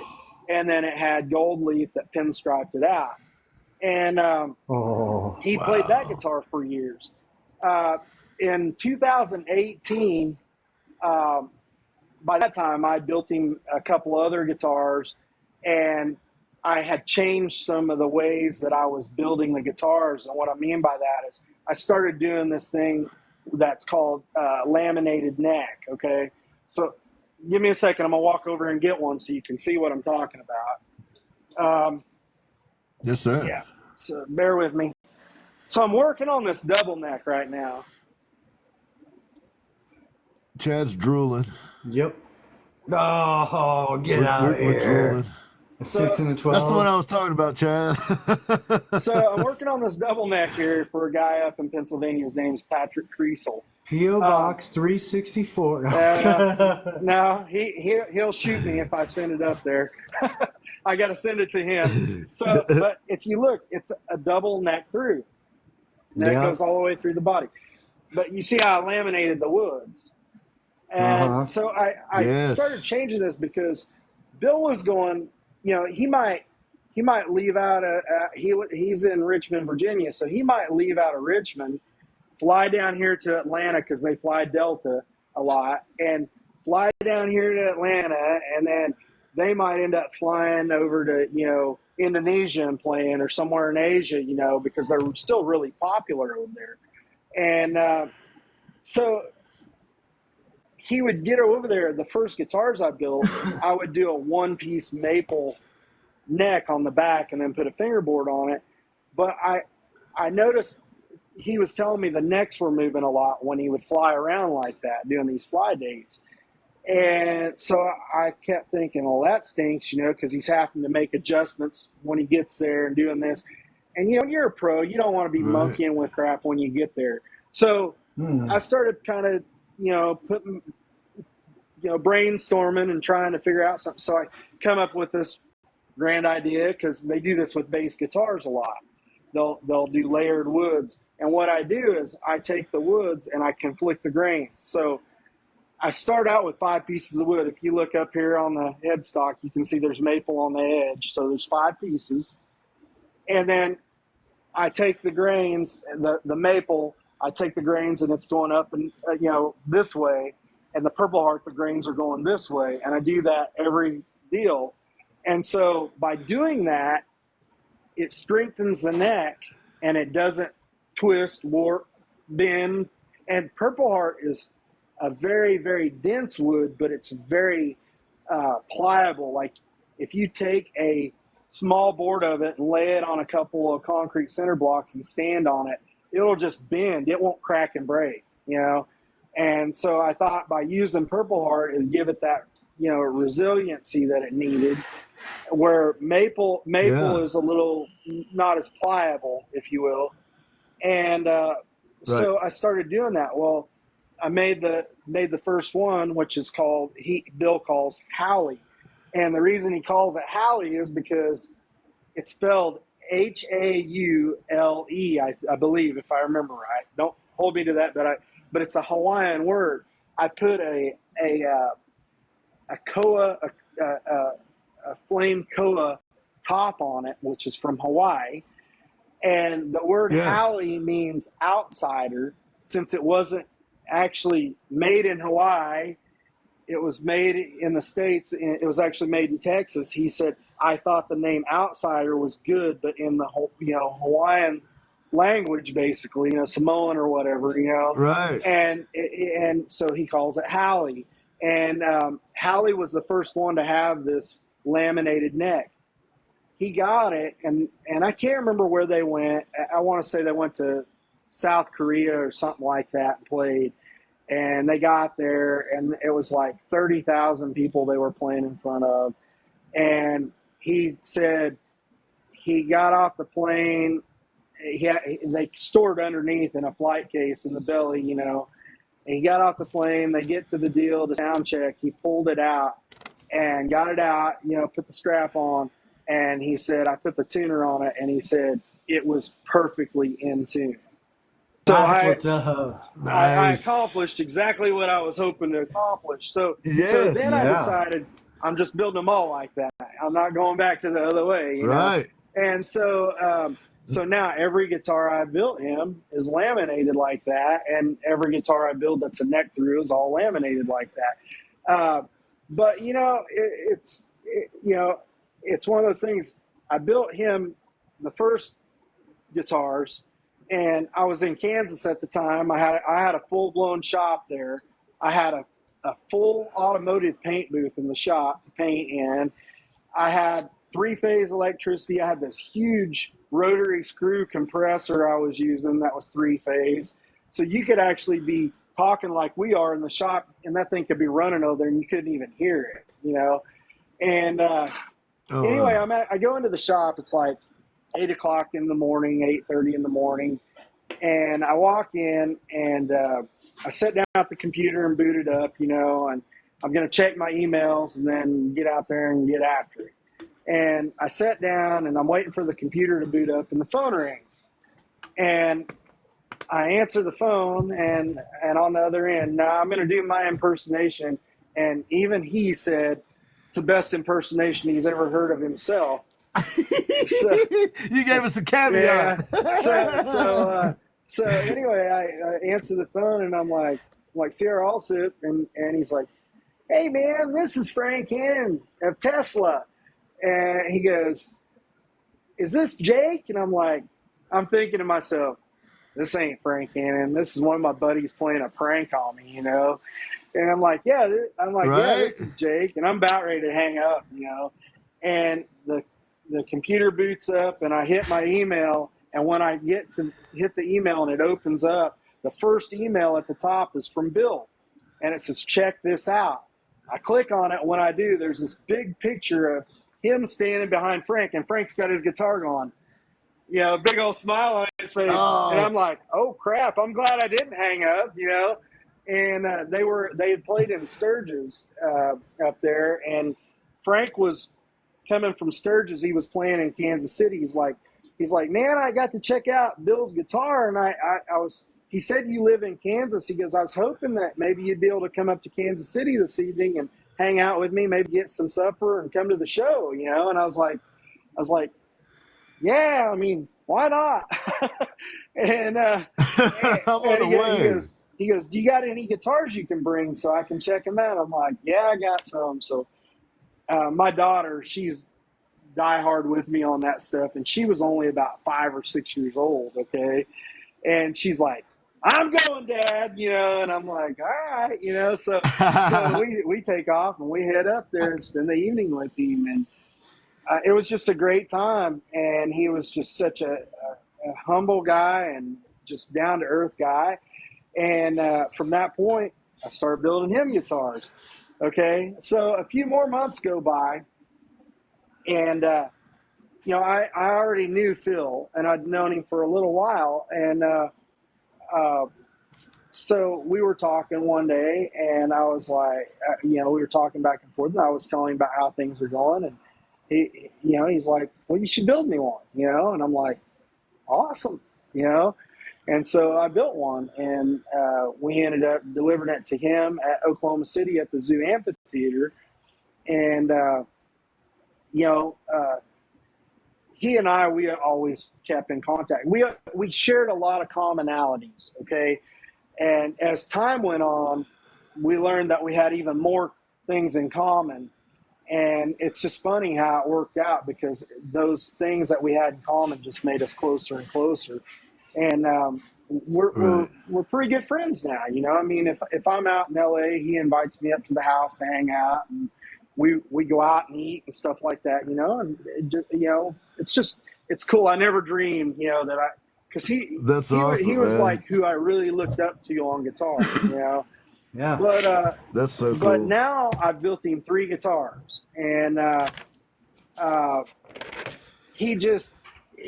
you know, he's just such a phenomenal guy. And we worked on several projects together, you know, different things, raising money and stuff. After my mom died, I learned that he lost his dad to pancreatic cancer, which is what my mom died from. And then I learned my mom's name was Connie. I learned that his mom's name was Connie. Isn't that weird? Yeah, like I said, not to get on a spiritual kick or anything, but to me that was like, wow, you know, that's awesome. You know, it's weird that couldn't just be a coincidence, is what I'm getting at. You know, to me, and from that point it just kept going on and on. You know, and I ended up, you know, got to work with a lot of people. Like now I'm working with, and I have for several years, but Scott Bartlett of Saving Abel, worked with a country band called Love and Theft, Eric Gunderson of Love and Theft. They had a lot of people don't know who they are, but when they hear the song, they had a huge hit song called Angel Eyes. And when they hear, and that was back in like probably around 2010-ish, somewhere in there. On country music, and when people hear it, they know it immediately, you know. And and there's several others, but you know, it's just it's funny how it's worked out, you know, over time, and how many people I've got to meet and work with, even even do repairs for that I would have never dreamed. You know, I had this guy show up one day with a Les Paul and a flight case, and his name was Kyle Lubeck, and he's originally from Jacksonville, Florida, and he had this guitar. He came in, he goes, "This is my dad's guitar, you know, and it needs refretted and cleaned up." And I get it out, and it's got so much cigarette, you know, the nicotine smoke on it. And when you touch it, your hand just like, yeah, Stick.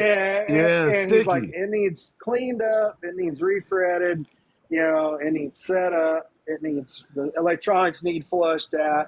Well, he lays it down, and when he lays it down, I notice on the flight case, this big anvil case, it says Molly Hatchet on it.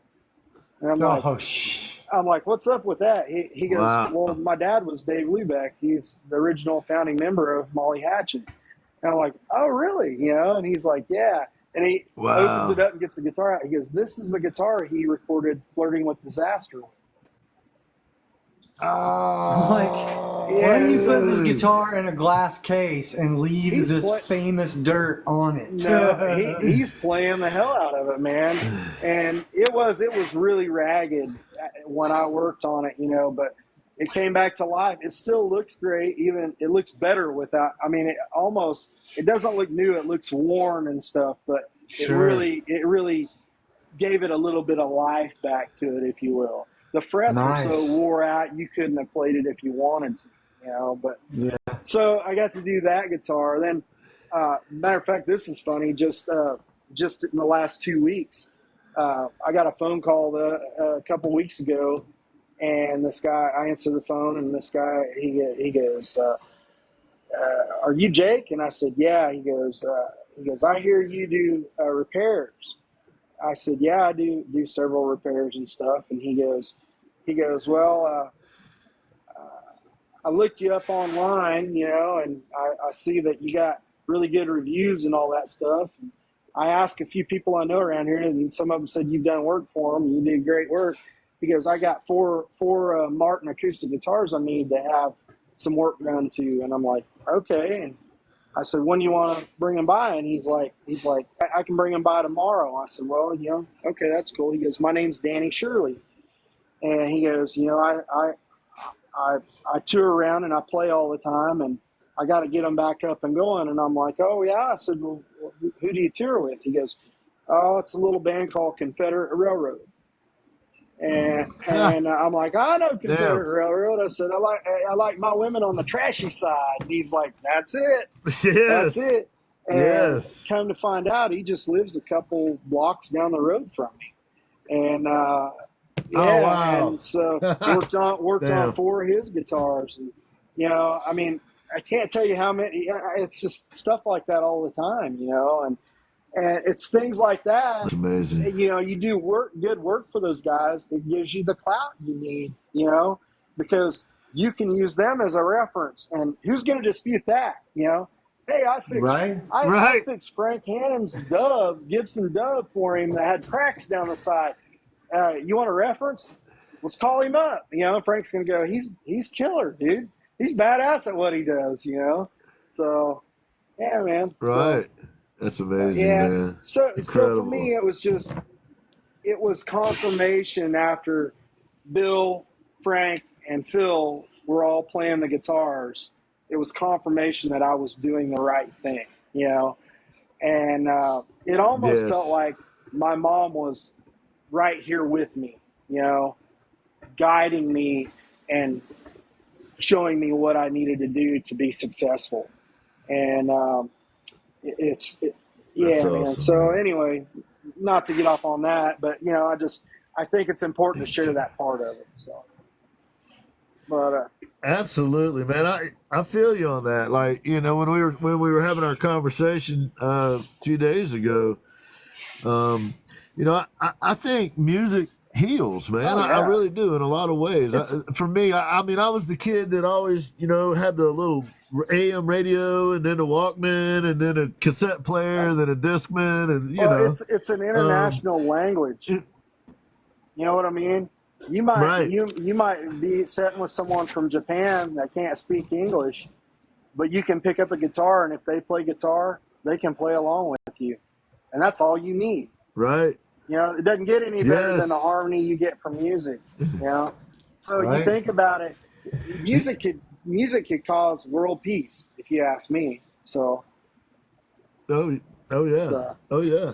Well, it brought, talking with you brought two distinct.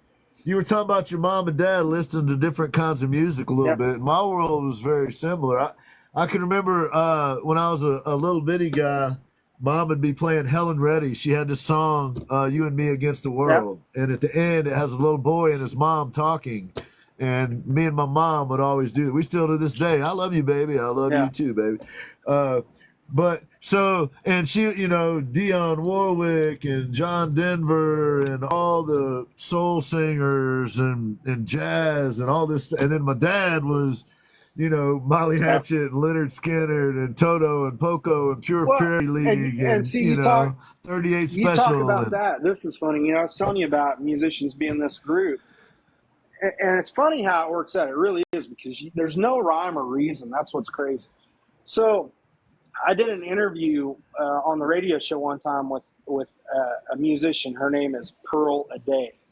Okay, Pearl Aday is married to Scott Ian of Anthrax. Okay, but what you don't know is Meatloaf's name is Marvin Aday. Pearl is oh, wow. Meatloaf's daughter. Uh huh. Okay, so Wow. Wow. there was a guy named his name's Paul Crook, and he still plays as far as I know. But he played for Anthrax for a while. Well, Meatloaf went through this period. He was looking for some new musicians for his band. Well, he hired Paul Crook to play guitar for him. Okay, so I was working with Paul Crook. Well, unbeknownst to me, I had sent a guitar out to Paul that he was messing with and trying out and stuff to see if he liked it. He loved it. So anyway, he calls one day. He goes, "Hey, He I loved want to it. tell you something." He goes, "I sent the guitar with a friend of mine to try out because I think you'll really love it." And I was like, "Oh, cool." I was like, "Who is it?" He's like, "Do you know who Ricky Medlock is?" And I was like, "Blackfoot?" And he's like, "Yeah." And Wow. Ricky plays for Skinner now. He's the guy with the long Wow. gray hair, the Indian guy. And Yeah. and he told me to give you his number, and he wants to get in touch with you. And I was like, that's freaking awesome, because I'm a huge Skinner nut, man, Right? and a Blackfoot fan. Well, And well, I, so anyway, I got to know him a bit and got to work with him some, and that was really cool. But yeah, like that I is said, you cool, just don't man. know because and how that came about. The reason Paul knew Ricky was because the woman that sings in Meatloaf's band, "I'll do anything for love," or what is the other song? Dashboard Lights. That song. The woman that sings in that's Ricky's wife. Aha. Right So yeah, on. so you Right just don't on. know. That they're all intertwined together. You know, this guy's wife singing in this band, and this guy's daughter's in this band, and so you meet people that you just don't even fathom you're going to meet. But anyway, you guys want to see another guitar? Sure. Okay, Yes, let me grab another absolutely. one. Since I've Absolutely. been holding this one for a while, so we'll get rid of it. You were talking about early albums, man. I remember going to an Albertsons in Pensacola, Florida, with my money I'd saved up for a while, and I bought 5 albums at the time. And one of them was Pyromania, one of them was Journey Escape, Michael Jackson, Thriller, Foreigner 4, Wait, and The Police, heck Synchronicity. yeah, man. Heck yeah. So, but growing up, Leonard Skinner and all of those bands were all around, and I told you this in our conversation. That was always the soundtrack. One of my favorite songs is "That Smell," and I think Skinner hates that song. That's one of my favorite ones too. But that smell is one of my That favorite one, songs, and I man. know a little. I love that song, man. Yeah, Yeah. But I can remember my dad, listening to those songs, and I can go there. I can still smell the smells in the air, and I can I'm the go same there. way But with my mom, man. It's amazing how it works. One of the albums around Christmas time she had it was a John Denver Christmas, a Rocky Mountain Christmas, and around Christmas she would put that album on. Well, I have the album, and so around Christmas I always turn that thing on, and it's like it takes me back to being 7 years old, man. And I can actually close my eyes and I can hear her singing along with that. It's just crazy. yes, And when you lose someone like that, it's just those little moments that mean the world to you. Because I'd do anything just to have 5 more minutes with them. So. Oh yeah. Hey, it's funny that you were saying, that you met all these cool people on a radio show. Meanwhile, Chad and I are here getting to talk to you on this show that we do on YouTube. But the cool thing about it is, man, my dad would absolutely love both of them. My stepdad, Skip again, and my real father was also Skip.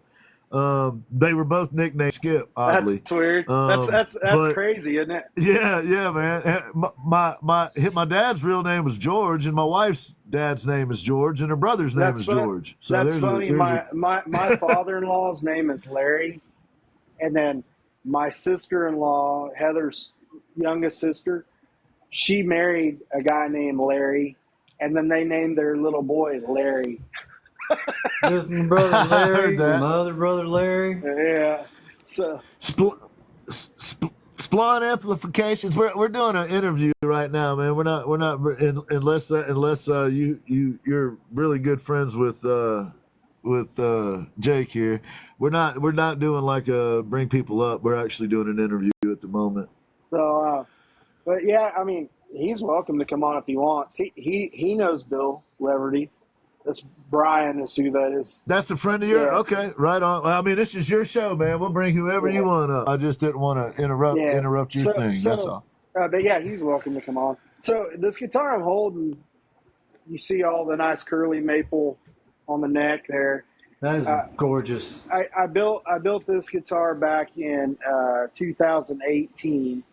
I started this in Texas and I finished it here in Georgia. So this guitar was built for Scott Bartlett of Saving Abel. So I wanted the sides to look kind of like barnwood and whatnot, kind of crusty looking paint. So if you look at it there, yes, it looks rough, Scott had a heart problem. He has this tattooed on his chest right here, and it has the heart, and then it has a guitar neck with a headstock coming out right here on his chest, tattooed. And he almost died from this heart thing he had going on. I don't know exactly what it was, but he had it. And so he came to me asking about doing a 3D carved guitar, which, Chad, you're familiar with. I'm all eyeballing. I'm like, so yeah. So the sides, you can see the veins and arteries. They're hollowed out, and that's awesome. And then you can see. Now he was telling me the signature on here is Roger Clemens, baseball player. He ran into him somewhere and had him sign it. But so you can see all of it's like the arteries and stuff are hollowed out, and it's got. If you look, you can see the music notes coming out of off the heart. It's got little quarter notes and stuff going on. Oh, cool. So that's amazing, man. So that's amazing. And I can't really show it. I might be able to show it. Let me see while we're talking. Let me grab my flashlight. the stars and stuff glow in the dark. So it's kind of cool, you know. Nice. It's a cool little feature to it. Let me grab a flashlight and charge them. Hey, Spawn, you don't need a camera, man. It's all good. You don't need a camera. You're a friend of Jake's. You're good, man. The reason I said what I said is sometimes people don't realize that we're like, you know what I mean. So appreciate you, man. Appreciate you understanding.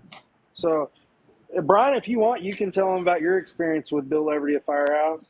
It was great, man. I met up with him one time in Charlotte at Amos's, at Amos South on Charlotte, and we was there and as a guest because Scott knows him, Scott Splon, and Bill was, I guess he has one of his quick rod amps. Yeah. At the time, I think this was like 2013, somewhere around there. And man, that guy's a sweetheart, man. He's good people. Fell in love with that guitar. He had the 13. Boy, I love that guitar, man. Yeah, Jake does a slamming job on these axes, man. I love them. I appreciate that, man. Yeah, man. I'm just a dude doing what he loves, man. You can relate. You get to do what you love, right? You're right, man. Yeah, I mean, and you and Scott just remind me so much of each other with the passion that you have for what you guys do, man. And that's what I love. You know, that's great. Yeah. Absolutely, Splon. That's what stood out to me when I first met. See, so I met Jake. Actually came in alive while I was working in my shop and started chatting. And then one day, and then he came in and I was sharpening some tools, and then we just kind of started talking. But that was the thing that struck me, man. I was just kind of floored that this guy would, you know, share information and be so kind of kind and thoughtful, you know, in his approach. I'll share with anybody if they want to hear what I got to share.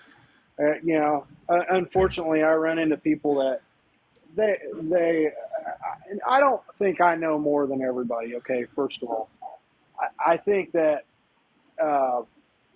you know, I've done what I've done, and I believe in my heart I've learned a lot of cool tricks and stuff. Now, my granddad always said there's more than one way to skin a cat. Okay, just because the way it works for me doesn't mean it'll work for you, Dion, or you, Chad, or Brian. Sure. You know, but it doesn't hurt to hear what someone has to say, because you might not do it exactly like I do it, but you might take a turn off of what I did and use it a little bit, but do something that helps you. So, yeah. All right. I'm gonna turn the lights off and we're gonna see if this does this, okay? Hang on. Right on. I I gotta have my my kid to bed after this, buddy. Oh. Okay, man. Yes, dude. Oh, that's bad. Check it out. Nice. Badass. Wow. Look at that, dude. So I've done a lot of glow in the dark stuff over the years. I did. I got to get the light on to get back over here. I did. You guys are familiar with the flag that has the cannon on it, and it says the cannon and star, and it says "Come and take it." That's like really big in Texas, okay? And I had a guy want me to build him a guitar with that flag on there, and so I made the whole front of the guitar glow in the dark with that flag. And then when the lights were on, it had gold leaf around the cannon and the letters and all that, and it looked really sparkly and stuff. And then when you killed the lights, the whole thing would glow, and it made everything look like it's black and white, you know? And I've done a bunch of glow-in-the-dark stuff over the years, and you know, it always gets people's attention. So, yep. I bet. Yeah. Sure. Oh man, that's incredible. So, that's incredible. But Chad, I know you got to put your little girl to bed soon. Do you have any questions or anything you'd like to say before you jet out? We'll probably chat a minute after you leave. Sure, but, let's jump in here. Splon, I'm going to be checking out your work. Okay. Because I see amplification on there, and that makes my spidey senses go up. I want to go check that out. Yeah, guys. His name is Brian, by the way. Yeah. Brian. Yeah. Nice to meet you, Brian. Yes, sir. Brian. Good to meet you, Brian. Yeah, I'll definitely come over and check out your profile and see what you got cooking over there. Yeah, man. And Sir, we'll definitely be talking guitars a lot. Oh yeah, I have a man. feeling. So, I love talking. yeah, If you couldn't yeah. tell tonight, I'll talk. So Well, we'll shift gears and make stuff happen. yeah. So, yeah, man. I know you guys are going to stick around, but on my part, thank you guys so much for coming to the show. That means a ton. It really does, man. Like, Heck yeah, dude's been man. super stoked. Me Yeah. too. But I'm just, like I said, I'm just glad the night I caught him caught Dion on his live stream. I just happened to wake up and I was just laying in bed, just thumbing through, and first thing I saw was him with the big mallet and his chisel, and I was like, oh, we got to watch this guy. Yes. Yes. That's something I don't have, is a big wooden mallet like that. I got to get one.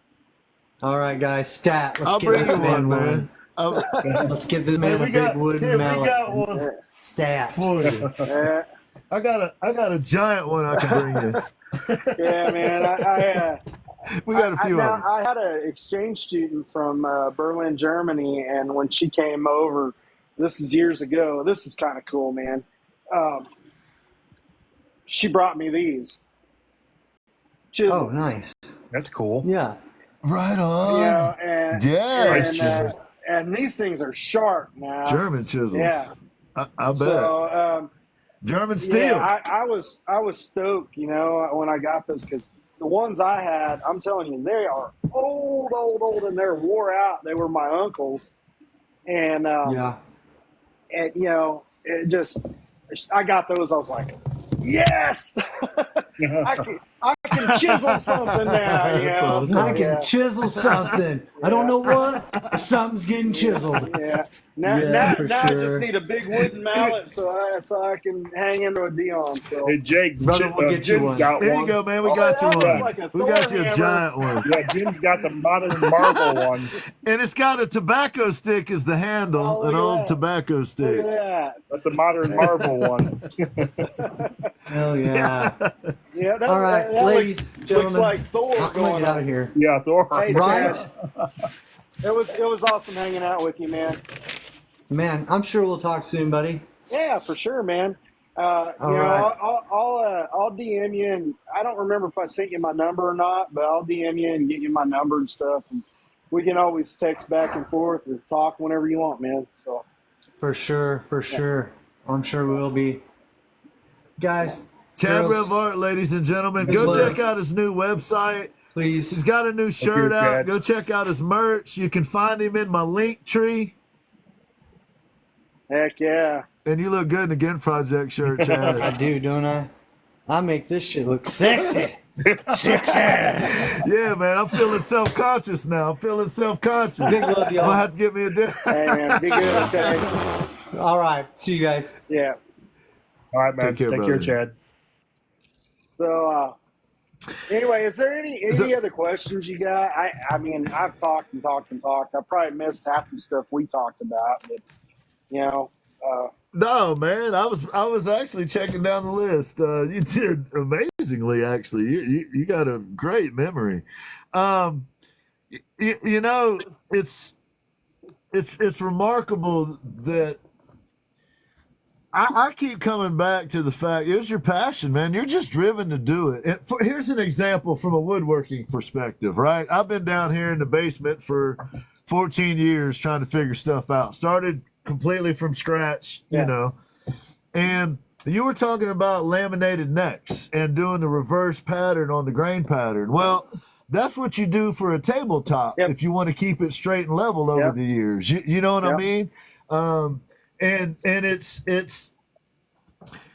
you got to actually care. You got to get down to the level where you're paying attention to types and grains and you know and expansion and contraction and what's this one going to do versus that one, and like you were talking about, you know, coming up with the concept of keeping a straight neck in a guitar that went from somewhere dry to like the Philippines or you know some dramatic change, Yeah. and the neck stays straight, and he pulls it out of the case. And I know I messed up both places on that, but my point being is changing that dramatically from climates, and your neck stays Well, straight. and And with that, guitars, it's that the drying of the wood part.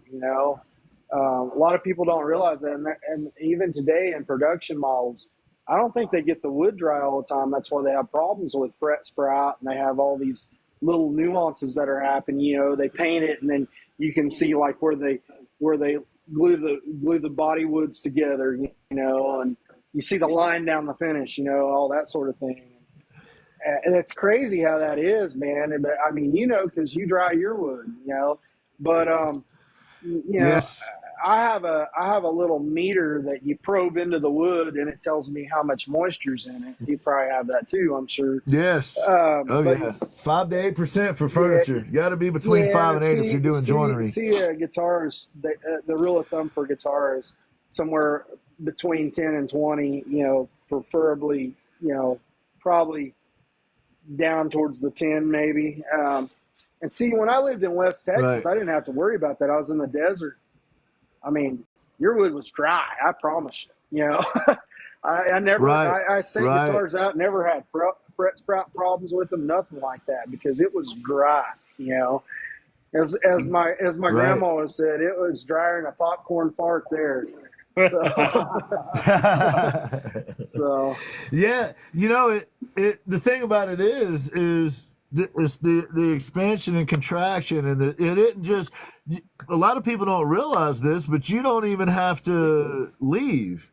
Like as the seasons change here where I live, the guitars yeah, change. The ones that they're the store bought, yeah, versions all move around, and they gotta generally in the spring and in the fall you gotta reset them up at some yeah, point because the action gets messed up or they start buzzing out or whatever.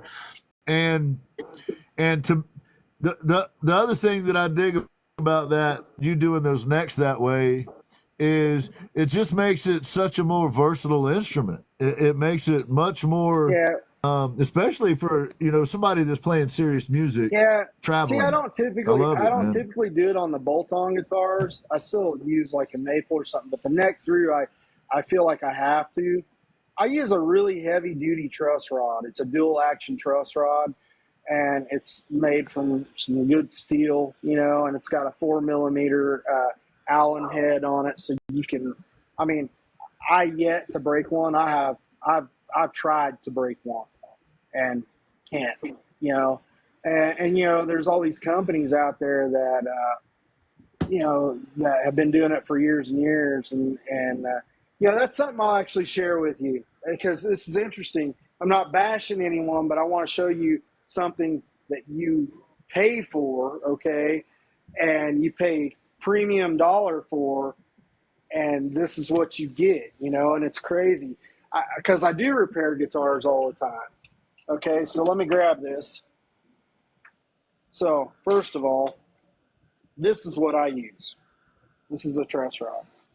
Okay, it lays in there like this. This is the head. Like I said, it's a 4 millimeter Allen head on it. Okay, I can't bend it. I mean, I could put it on my knee and try to bend it, and I Is can't it bend it. graphite? No, it's steel. It's steel, Steel? but it's Okay. it's it's it's a dual action, so it adds and takes away bow. Yeah. And but over the years, I've repaired more Gibson guitars with broken truss rods than any other brand. Mm. Okay, Here's one right here. yeah. A dually. Yep. This Came out in Yep. No, Epiphone. this is a Gibson. This is what you get in a Gibson. They have a brass nut that goes right on the end right there, and if you look, it's twisted off right there. Mm. Okay, Right. it usually has this little piece of rectangle metal down here that fits. It's got like a square on the inside of the head, like a lag bolt, and that slides down in there. Right. Now I have tons of them up here. I've saved. Okay, like a pile of them because I want people to know. This Right. is what they put in. They have been putting in Gibsons the oldest Gibson that I have done was probably a late 60s, and it had the same, every one of them was the same, up to current right now. Look Right. at this. Yeah. Yeah. And Yeah. I can, That ain't doing a no, whole it's lot. like lead. I can sit here and I can straighten it right back out. And I can't tell you how many times I've bent this one. So, and it ain't Right. broke. You know, It reminds me of a lot of what like other companies put into their guitar amps. Like for instance, like when I'm Tolexing, I want to make sure everything is perfect. right. If this guy's paying $2,000 for a head, this Yeah. thing is going to be nice inside and out, man. You know, Yeah. that's the same for Right. your guitars. Yeah, you put all in, man. You just go all in. Well, you it's know? just it's a level of pride, man. That's all Yeah. it is. And Exactly. and if I'm gonna put my mom's name on it, I don't have it completely straight, but you can see it's pretty, Yeah. you know, in no time. And like I said, I can't tell you how many times I folded this one over. It's the first one up there. Wow. So, but no kidding, no joke. This is what they put in there. Wow. And you think about it. You buy a Les Paul custom, what they're over $4,000 now, I'm sure. You know.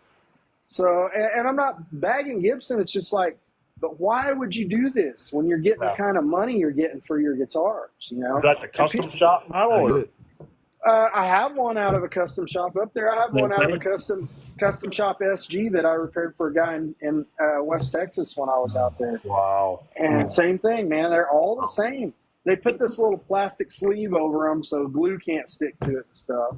Yeah. But that brass nut, this stuff is softer than the brass. Mm. You know. So anyway, put this back It's up. wild, man. It's wild. Yeah, but that's the thing, attention to detail, right? We were talking about that on the phone, and the reality is, you described to me a few different companies, actually, well, a couple different companies, and alluded to a third, I think, that, you know, somebody started out making a good product, making a quality guitar, and then they tried to scale up. They tried to, you know, go for the big swing, and I don't know. I could be wrong, but I think we have a similar mentality in terms of I have no aspirations to grow bigger than however many I can make. That's the way I feel, man. And I'm not okay. I'm not against having someone that works with me in the shop, just like Brian and Scott and them are. The problem I have is it's hard to find good help. And my past experiences, what happens is I get someone and I think they're going to be all right. And then all of a sudden I'm still carrying the workload and they're not doing any work because they think it's just all fun and games. And, you know, I don't handle that well because I'm the guy. I've had two guys that worked with me in the past, and they were top-notch killer guys as far as what they did. I didn't have to walk around and babysit them. They knew what needed to be done. You know, we had a whiteboard in the shop, and I'd have a list of stuff on there that needed done. And those two guys, when they got done with something, it was probably better than I would do it. You know, and that is a level of pride that you cannot purchase with money, you know, and, right. you know, and they cared. They actually cared.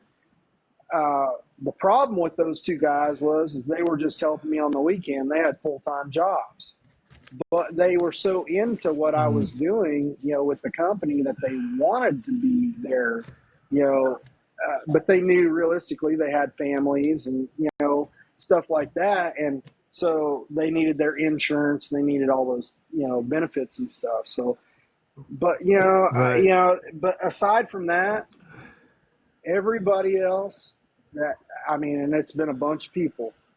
And it's like, they're just, at first they start out okay. And a month down the road, everything just goes to pot. And then for whatever reason, they think I'm making a ton of money. You know, I'm not, you know. I'm far from getting rich. I'm doing good Right. to pay my bills. And the way I see it is, if I got to do all the work, I might as well be making all the money. So That's how it is with the Yes. salon shop. Yes. Same way. I mean, we ain't rich. We ain't making, bukus of money, but we love what we do. And if that means just doing it, just to keep the doors open and bills paid, heck, it's worth it. hey, Becca, how are you doing? Right. Hey, Becca, isn't that your mod, Becca? Huh? I just wanted to. Is Becca your mod? One of your No, mods? Becca, she hangs out. Sandy's the mod. Yeah. Okay, got you. Be- Sandy. It was Sandy. Okay, Becca my bad. don't want to be a mod, do you, Becca? Well, she just comes and hangs out. She's part of Well, the family. right on. I just recognized the name. I've had similar experience. I've been down here for 14-ish years. I had a guy that was here for 4 years almost. He was good. But you can't come in a shop like this with as many turning parts and not be sober. And I'm all about having fun, doing whatever you Man, mind in your business, but you can't show it.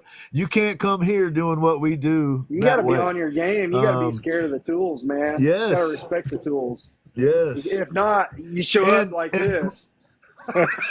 right. Well, and the other part is most of the other ones, almost all of the other ones, like you were saying, for whatever reason, just can't go where we're Yeah.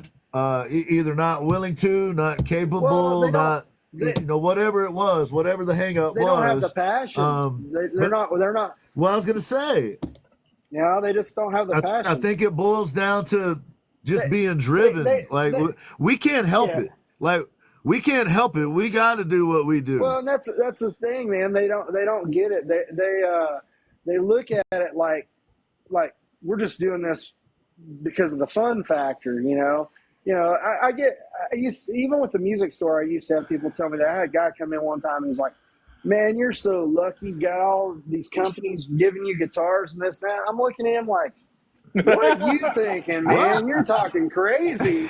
And he's like, They give it to you with a "Yeah, yeah, check. yeah, yeah, yeah, with a bill, yeah, There's an yeah." exchange. And I'm like, I looked at him and I'm like, "What are you talking about?" He goes, "Well, these companies, they send you all this stuff." I said, "No, they don't, man."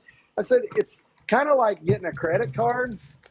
You go out there, you fill out the paperwork, and they run your credit, and then they go, okay, we'll sell you this much stuff." And they want you to run that max up, you know what I mean? And then you got to pay for it. And I'm like, there's no luck to it. I mean, if you want to open a music store, go ahead. Just got to sign on the line, sign your life away. And I'll tell you what, there's Right, nothing that'll prod you to sell stuff faster than when you owe money. So, it's right, so. right. And that's another point you mentioned. You mentioned this when we talked, and you just mentioned it again. Was that it ain't the money that makes you do it. In fact, because you do it well, I believe is why you're able to keep the lights on, Well, right? But you're not but you didn't wake up this morning thinking, oh, how much can I make today? You woke up this morning thinking, how cool could I make whatever it is that I'm yeah. working on?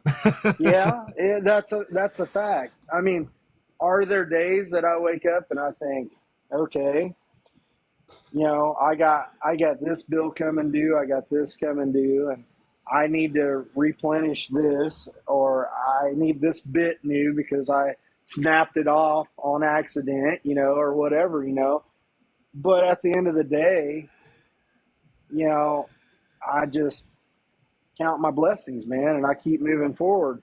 And there's nothing that's going to stop me from coming down here and doing what I got to do, And sometimes that means you have to adapt and overcome, and you have to do things. Things aren't always perfect, but you can't sit around stewing over that stuff, because in the end, if you're doing nothing, you're definitely not making money. You know what I mean? If you're sitting there fretting over stuff and sweating it and stressing, and doing all these things, you got to be proactive in everything you do.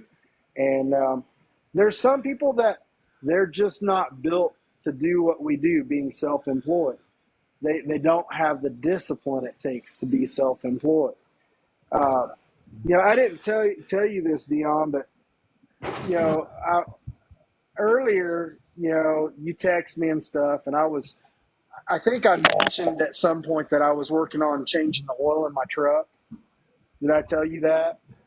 I don't. I can't remember if I I don't did. remember I that. can't remember if I did. We have a Ram 1500 truck with a Hemi in it, and my wife and we share the vehicle. I have a little S10 pickup I'm trying to paint and put back together and all this stuff, and it's still got a ways to go, but anyway, it's a work in progress. And anyway, we have this Ram and it needed the oil change. Well, the other day she was off work and we ran down to, I think we went to Rome that day to go do something, pick up something. While we were on our way down there, the check engine light came on. It's got 107,000 miles on it. And we come back home and I got my little scanner out and plugged it in on there, and it said that it was misfiring on cylinder 3. Now, this is totally unrelated to woodwork, but this is A day in the life. this is the lucky guy. Okay, this is the guy that's lucky. He gets everything handed to him. Anyway, it's misfiring on cylinder 3. And so I start researching to find out what would cause it to misfire on cylinder 3. Well, it could be a bad spark plug. It could be a bad fuel injector. It could be a bad coil pack. I'm thinking, all right, a spark plug or a coil pack, that'll be easy. Okay. So this morning I go out and change the oil, and I thought, well, while I'm doing this, I got some time. I'm going to go ahead and see if I can figure out, change the spark plug or this coil pack. Okay. Walk up there on the passenger side. I'm like, oh, this is going to be an easy job. Get my phone, and I do a search for cylinder 3 on that Hemi motor. Okay, it's the second cylinder on the left side, on the driver's side. So I walk around and I look, and my truck has what they call e-torque on it. Okay, so it's built into the alternator somehow. So the alternator is this big box, and I get over there and I look, and I'm like, that don't look so easy, And of course, it's got this wiring harness that's hooked up there running along it, and so I decide I'm going to get on YouTube and do a search to how you get to cylinder 3 to get that thing off, because I can't get down in there with all this stuff running along there. Now the other side, mind you, it's wide open. Right. Like old school, you could sit on the wheel well and work on it. Wide open, man. And so I pull up this video, and here in the shop, I got a TV up on the wall here, and pull up this video and I watch it. And this guy's, he's never done it before, but he's going to film the process, and he starts out and he has to take the cover off the motor, and then it's got these 3 bolts that hold this wiring harness in place, and then it's zip tied, and then these 2 brackets are in the way. You got to get this one off, and then this one's on the back, and it's like a nightmare to get to. And then he gets it loose, and you can't get it out of there. You got to weasel it around, and you got to weasel yourself in there, and right. You got to have a certain extension for each one, and with the swivel on it, all these things, And I'm sitting here thinking, good night. So I'm like, well, I might as well dig in, And so then I find out that I have 107,000 miles on it, and I find out you're supposed to change the plugs every 30,000 miles. Well, guess what? None of the plugs have been changed since we got it. And on Hemis, they have 2 plugs per each cylinder. Okay. So to make a long story short, I started at about 9:30 this morning, and I came down here. You saw when I got on, you got on at 9, and I got on right after you. I just got out of the shower. I had just finished. That's what. Is it done? It's done, but I barely got it done, man. And I'm not. Look at this. My arms. Can you see all the scratches and mars? And I mean, I'm just tore up. My hands got scuffs on. Looks like I've been playing with a puppy, gnawing on myself. So you now have an auto repair shop. Is that what you're telling me? You now. So if you have a Hemi, if you have a Dodge Hemi, show up at Jake's house in the morning, and he'll take care of that number 3 cylinder problem for you. It doesn't matter what it is. Remember, I told you I've always been like, I do my own stuff, man, and I don't go have someone do my brakes. I do them. I change my oil. I do all that stuff. And so with this, it turned out to be a lot more than I expected, though. But I can't see going to a shop and paying the rates they want. So I torture myself. But at least I know what was done. You know what I mean? That's the important part. Not to get off on a tangent, but anyway, so I wanted to point out that the lucky guy, he doesn't always just work on guitar. Sometimes that 30-minute job that turns into, 14 hours. Right. That's me, so, but, I didn't have a choice. We have the one vehicle right now. My wife has to go to work in the morning. It had to be done, and so anyway, it's got fresh oil, a new oil filter, and it's got new plugs, and it's got one new coil pack on cylinder 3, and so anyway, not to get off on that, but when you do your test on it, cylinder 3 is going to be top of the line. I already took it for a drive down the road. It was good. Now there is one other thing going on. I got to correct that, but that'll be another day. So it'll probably be another 12-hour day too, knowing my luck. So. Right. So, but yeah, I mean, it's that way. When you're in the shop working on anything, it doesn't always pan out the way you want.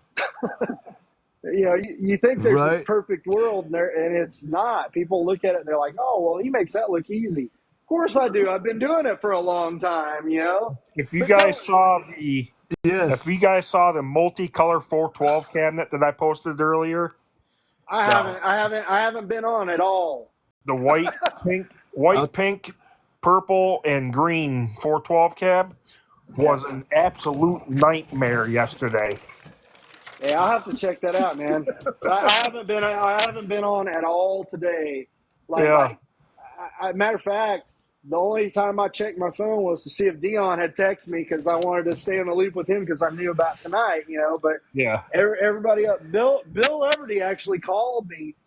I'm on. I have a step ladder, and I'm laid across the whole engine bay with my head all cocked and trying to reach down in there to undo stuff, And the phone rings, and I'm like, I'm not answering it, and then I got done to take a break, and when I got down, it was him, so I called him back. And I was like, sorry I didn't answer. I was kind of, overwhelmed at the moment, and I was laying in my engine bay on my Ram, and he's like, oh, I didn't mean to bother you. I'm like, no, you're fine now. I didn't answer when you called. We're good now, so. But, yeah. Well, So tell me this, man. I see you got some shirts hanging behind you. Oh yeah. And I know we talked about it a little on the phone. I didn't want to do anything without making sure, but I'm pretty sure you got a link to some merch we could add to the link tree for the people. I'm going to start out with this. This isn't mine, okay? This is Bill's. That looks like a Warren Haynes shirt from Christmas Jam, man, with the wings, the guitar and the wings. This is Bill Leverty's newest shirt. That's cool. This guitar is if you go to his new TikTok page, you'll see he's done some videos telling about, he named this guitar Pinot after wine, because it's wine red. Yeah. And his wife designed this. And this is on his newest shirt. Amazing. You can see it's got his last name down there, Leverty, Leverty. I'm doing a deal right now, okay? And on September 14th, I'm going to do a drawing. And what the drawing is it gives you the chance to be in the drawing for this mini guitar autographed by Bill. Okay. Yeah. What? So all you have to do is, I'm trying to help him promote his shirt. All you have to do is go to his website, leverty.com, Leverty, leverty.com. This shirt's on there. This one is called Heathered Soft. You have to go to that one. He has one that was a mistake on there that they sent him, and only has a couple sizes in it, like medium and small. But this is the Heathered Soft shirt. He has from small to like 4 or 5X on there. You purchase one of these shirts, and in the notes when you purchase it, put Alsip sent me. Then he's gonna let me know on the 14th before I do the drawing, and you'll be entered to win the chance to win this mini guitar autographed by him, which is a replica of his guitar. Also, you'll be entered to win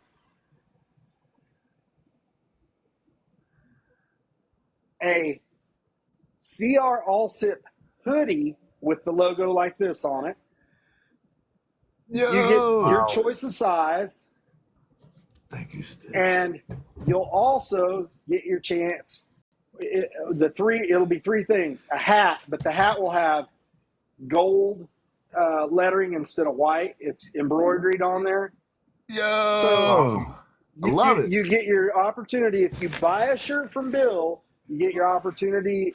You get put in the drawing for the mini guitar. Let me show it again. The hoodie, your choice of size, logoed Alsip hoodie, and a hat with embroidery gold lettering on it. So if you win, you're getting like probably over $100 in value. I mean, the guitar itself the mini guitar is $50.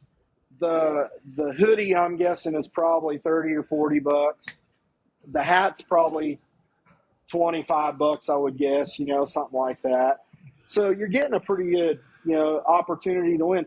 Plus, even if you don't win, you're getting the shirt of Bill's with the C.R Alsip on it. So it's really cool. And the shirt's That's really cool. soft. So I'm trying to encourage everybody to go over to his website. Like I said, leverty.com, Lever, like lever, Ty, like Tom, Ty.com.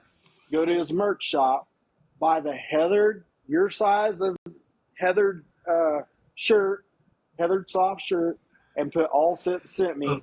And then I'll get with him, and all those names are going to go in the box for the drawing. And you get the opportunity to win the mini guitar, the hoodie, and the hat. So it's a pretty good deal. And drop Alsip, Alsip sent Yep. me. Alsip sent Yep. me. Yep. So now you were talking about my swag, okay? So Yes. you can go over to my page on TikTok. Right under my little picture there is a link that says "Live, Laugh, and Offend," and it's got a long thing there. You click on that, and it's going to take you to my swag page. There's T-shirts like this. There's different colors. So here, let me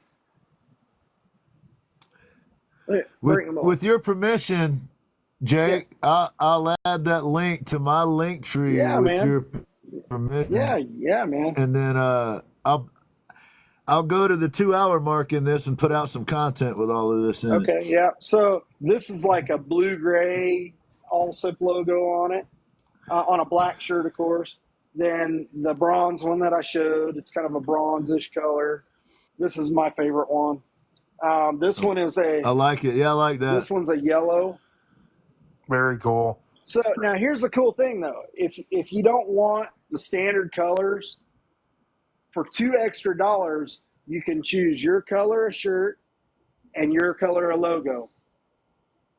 So if you want a pink shirt with a purple logo, you can get it. I believe the shirts are regularly 20, and if you want the other, it's $22 if I remember right. Okay, so there's Right on. shirts, hoodies, there's caps, there's trucker hats with the mesh on the back, back here. All the hats are embroidered. Like this one. Yeah, yeah, all the hats are embroidered like this sort of thing. There's bucket hats. I wear a bucket hat a lot. I don't have the Alsip one down here. I usually have it down here, but they're embroidered.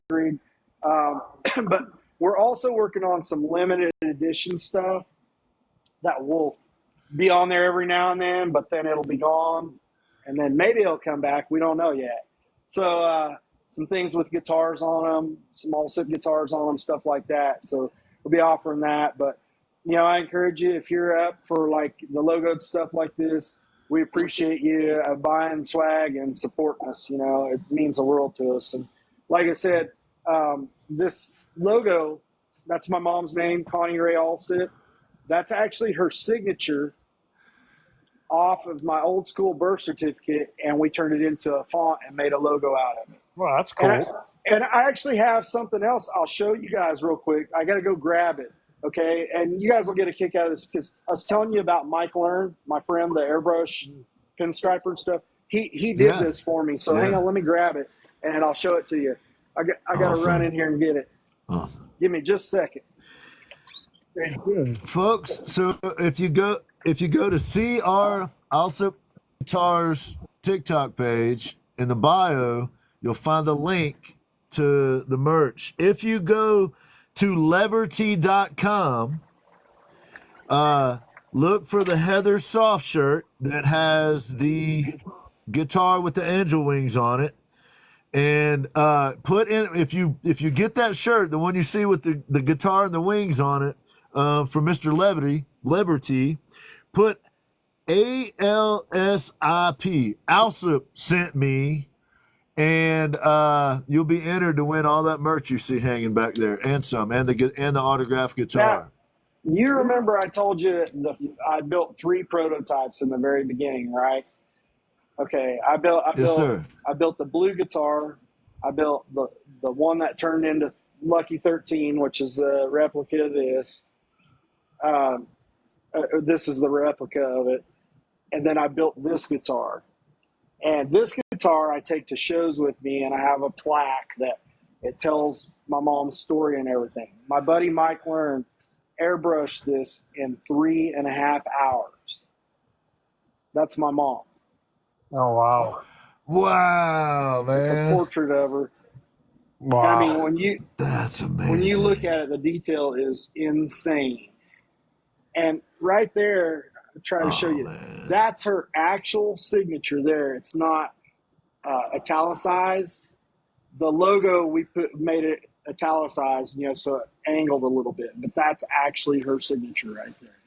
Wow, That's amazing, man. So, I love it. But that's her. What an awesome piece. And this thing, I take it to shows, and I put it on its own little table over there, and people go by and they read the story, and the story touches so many people. I mean, so many people that are cancer survivors, that they've been through so much, and they can relate to what she went through, but didn't, win the fight ultimately.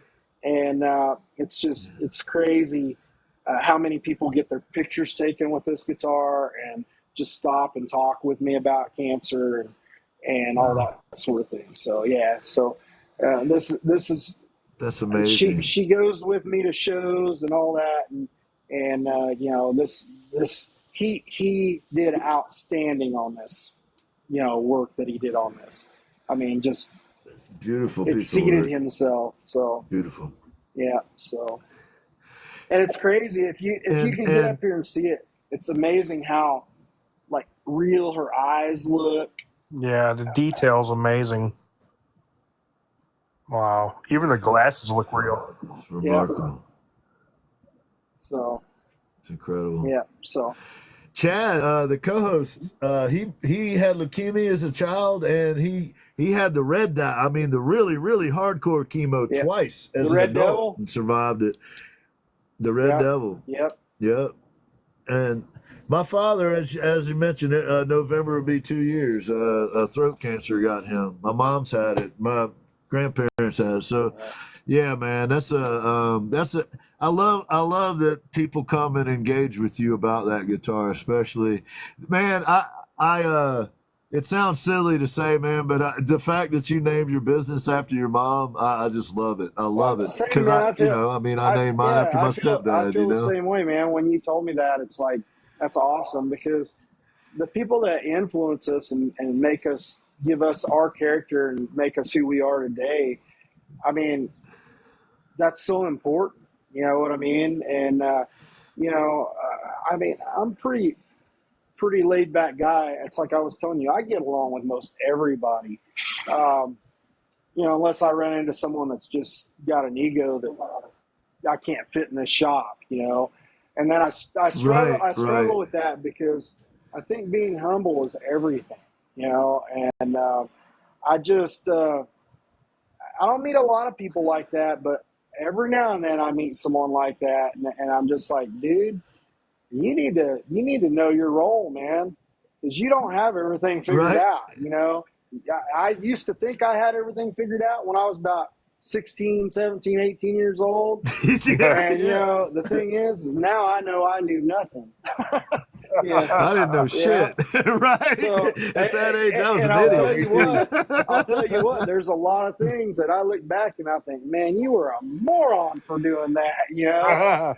I mean, Me I wouldn't too. change anything, but because it's made me who I am. But yet I think, man, I could have made this so much easier on myself, And but Right. yeah, man, I mean that's just the way it is. But I suppose that's life, man. Hindsight's always 20/20. But Right. yeah, Yeah. We just keep trying to get better. We just got to yeah, keep like trying to get fine better. wine, man.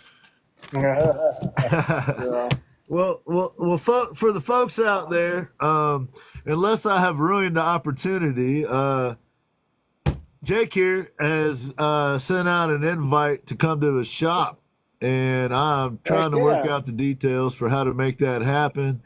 And you'll be able to catch the GAN project down there roaming around in the C.R Alsip Might have a double territory. live going on, man.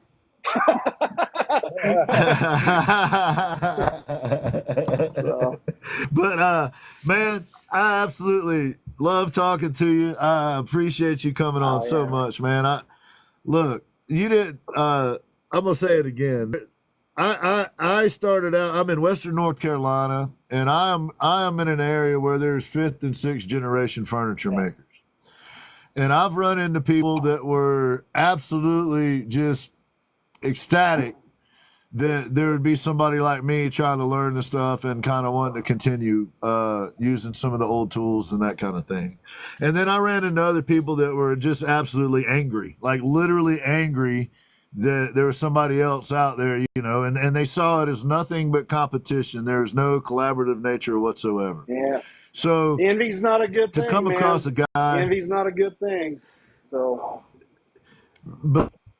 but to come across a guy as accomplished as you and is and in the same package as a dude that is humble and kind and thoughtful and has reached out and helped me already. I mean, I really ain't done much, man. set me up with the merch guy, and putting me in touch with Jason is amazing, man. So I just personally thank you just for being who you are, man. I really appreciate it. It's an inspiration just to know that there are guys out there Well, like I mean, you, and I appreciate you, man. Dion, you've done all the same things for me. You introduced me to Chad Spurs. I mean, all these people, and honestly, I had no idea they were even out there on TikTok, and so it's the same thing, man. You don't realize how much I appreciate everything you do for me too, man. But that's what it's about. It's about, you know, we're not competition. We're a family and a team, Absolutely. and that's what it's about. And it's just like with Brian. I mean, there's probably people out there that would probably say, well, I wouldn't want him. He works for Swan. They build amps and guitars. I wouldn't want him being a part of anything I'm doing. But man, I don't. It doesn't matter. The thing is he and Scott, they're doing something totally different than what I'm doing. Yeah. And it's their own unique thing, man. It just like the way you're building guitars is unique to you. I want you to succeed. There's different ways to interpret success. Okay. Yeah. And how I look at it is, my success is I'm still here doing it. Yeah. Right. There's people out there that said, he won't be doing this for much longer, and I'm still doing it. And it's like you're still doing it, Yeah. and that's success, It's like being in the band, and you may be the headliner, but before you go on, you're gonna go out there and watch the other bands because you like how they play, you like what they do, it's the you right like your thing to style. do, yeah, it's the right thing to do. I like your style. I like what you do. You can't forget where you came from. Mm-hmm. That's the most important thing. You can't, and that is something. All these guys we've talked about that I've met, Phil Collin of Def Leppard. Yeah. I can't tell you how many times Frank Hannon. I remember I've been with Phil, and we'd be going, walking somewhere, and people would be stopping him wanting pictures and autographs. And he told me one time, because I asked him, I said, man, I got to ask you, does that ever get old? He goes, do I always want to do it? No, but he goes, you know what? They're the reason I'm successful. The fans are the reason I'm successful. So am I going to tell them no? No. I'm going to go ahead and I'm going to sign what they want. I'm going to take a picture with them. And Frank's the same way. I mean, walk someplace with him and people are stopping him and taking pictures and wanting to, get his autograph or whatever. And same thing. He stops and he talks to every one of them. And he talks to them like we're talking, person to person. It's not like I'm up here and you're down there, because he hasn't forgot where he came from, Yep. And I mean, that's the one thing I can say, those guys, I admire them for that, and if I was ever in their position, I would want to be the same way, because the bottom line is, that person doesn't know you're having a bad day.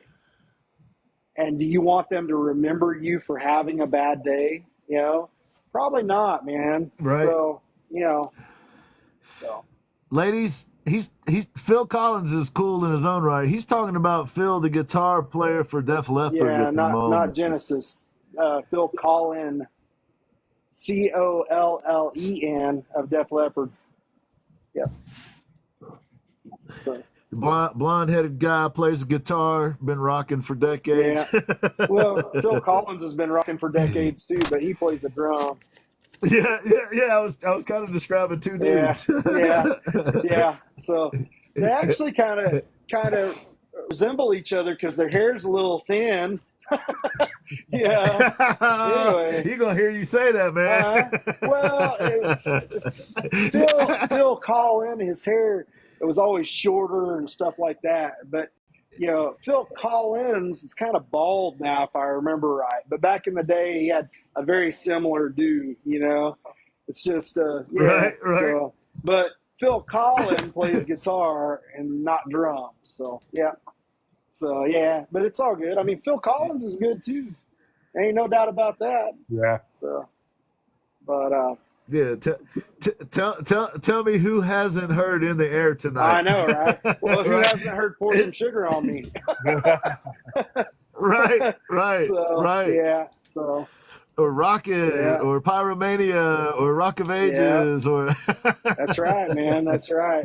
And like I said, it's amazing because you don't realize. I mean, if you go to a show and see him, you don't realize how humble he really is until you're standing there talking to him. But I mean, he makes time for people, and that's matter of fact. We were talking about me building a guitar for Scott Bartlett of Saving Abel. Scott hit me up because he knew I was friends with Phil, and he's like, I'm going to be in Detroit when they're playing up there. Do you think he would have time to meet me? And I said, I don't really know. I'm willing to ask him, but I don't want to speak for him, And so This was like a couple weeks before they were going to get there. So I reach out to Phil, and Phil's like, well, I don't know. I don't know what it's going to be like when we get there, blah, blah, blah. And he's working, in fairness to him, when he's there playing a concert, he's working, And It's his job, I called Scott back and I told him, I said, man, he ain't giving me an answer really, He didn't say no, but he didn't say yes, And I told Scott, I said, I know you don't want to hear this, man, but I know Phil. Let me ask him the night before. And he's like, oh, man, I don't want to be down there. I was like, well, you already got tickets. You're not getting tickets from him. You're just, getting a chance to meet him if you're there. He's like, I guess. So anyway, I waited. He asked me a couple times, has he ever answered? I said, no. And I'm not going to ask him again until, like the night before. I'll ask him. And so I waited the night before about 8 o'clock. They didn't have a show. They had a 2-day window that they didn't have a show. And so I called him up and I said, hey, man, I know I asked you a while back about Scott meeting you. I said, bro, he has tickets to the show. He's going to be at a skybox up there with the MGM people. I said, he just wants a minute. He's got a gift for you, and he just wants to shake your hand. That's all. And Phil's like, yeah, no problem. Just give him my number. And so I text Scott his number, and I didn't say anything. I didn't even call Scott. I just texted him the number, with the contact. And all of a sudden, my phone's ringing, and it's Scott. He's like, "You got to be kidding me!" And I'm like, "He said, call him, man. He'll work out the details, And he went on and on about that. Scott, awesome. And he's like, "Man, I can't believe you made that happen." He said, I have a friend that's friends with his wife, and she couldn't even make it happen. He goes, you made it happen. I said, I went straight to the source, and I waited till the night before. I told him, I said, Phil is not a planner. he forgets things. He forgets things, and he gets busy with other stuff. You ask him right before you want to go meet him, and then it happens. And so anyway, I made it happen, and I'm glad I did. He thanked me, nonstop for that, and I'm just glad he got to meet him because he's a huge fan. So, and he said the same thing. He goes, he's just a good dude, He said, I was only going to spend 5 minutes with him, and he said, I think I spent 40 minutes with him. So, Oh wow! Right on. Yes. Well, hey, before we lose you, tell us about I think you have a collaboration going with Jason these days, don't you? Yeah, Jason Woodward. His name on TikTok is Jason Woodward Guitarist. Most people probably know him. Awesome guitar player. Yeah, killer player. Probably less than a month ago, we announced that he's a artist endorser for C.R Alsip guitars. He's been playing his single cut that he's got, and he loves it. And matter of fact, I'll level with you. I'd been talking to Jason on and off for some time, okay? But I found out he was working with another company, and I had talked to him right before he had started working with that other company, but he had started working with them, and he's a loyal guy, and I respect him for his loyalty, and he just lives about 15 minutes up the road from me. That's what's crazy. And he's a pillar in our community as far as guitar players go, musicians. He knows a lot of people. And, I think he just broke 40,000 followers on TikTok. That's a feat right there in its own. Yes. And yes. But I've been talking to him, and he already started working with this other company. And over time, things didn't go quite the way I think he'd hoped they would go. And so he had his gallbladder taken out back, I don't know, it's been 2 or 3 months ago now, I guess. And he was laid up from that and off work because of it. he was off work for, I think, about a month after that gallbladder removal thing. But I had just finished building Phil's third guitar. I built him my version of a Telecaster, but it was a neck through, and I put it had a Floyd Rose on it, and I put a Sustainiac sustain system on it because Phil uses these sustainer pickups and stuff, so he can carry the notes out and stuff. And I'd finished it up, and I was taking it to Phil on July 13th at Truist Park. They were playing their Journey and Def Leppard Steve Miller Band. And the night before the 12th, I was just getting it wrapped up. Nothing like the last minute, right? Matter of fact, I didn't even finish the back plates that night. I finished them the next day, and I got them done and put on the guitar literally 5 minutes before we were supposed to leave. Nothing like cutting it close, right? So, ooh, I'd be stressing. Yeah, I'd be stressing. So anyway, the night of the 12th, it was probably midnight. And I told Jason that when I got the guitar done, I wanted to bring it out to him and have him play on it and kind of go over it and then record a little demo video with it. And so, midnight, I call him up, which is crazy to call someone, at midnight. But I call him up and unless you're us. Yeah. And he's like, bring it on, and so I drive out there, to his house and get the guitar out and hand it to him. Now, Phil likes these huge necks. Now, when I say huge neck, imagine you took a Louisville Slugger and spun the fat end around and chopped a little portion of it off and put a fretboard on that. Wow. Oh, okay? man. It measured from the top of the fingerboard to the back of the neck was 1 3/4 inches. Wow. Holy cow, he man. loves, That's and then a lot. he plays with 13 to 56 gauge strings. Wow. Yeah.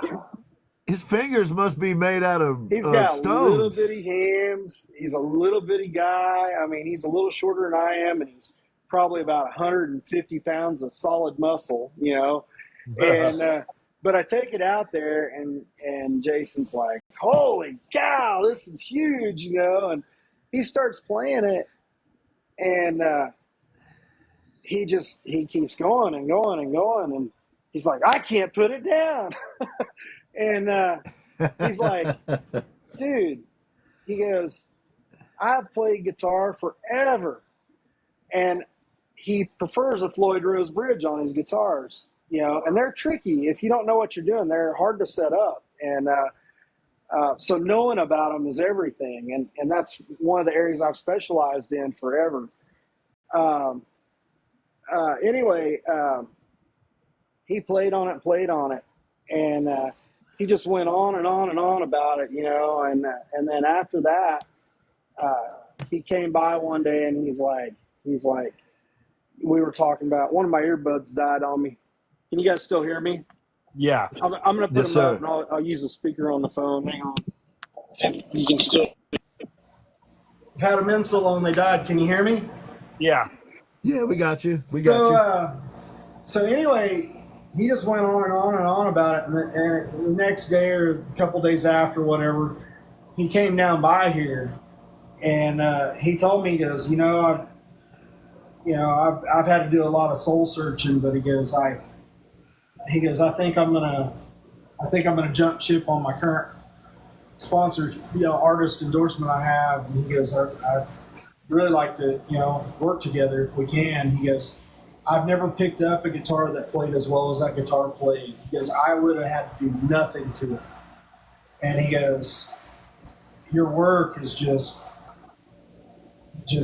spot on. And he goes, I didn't realize, and so anyway, I went along, and I had a couple of guitars I was trying to sell.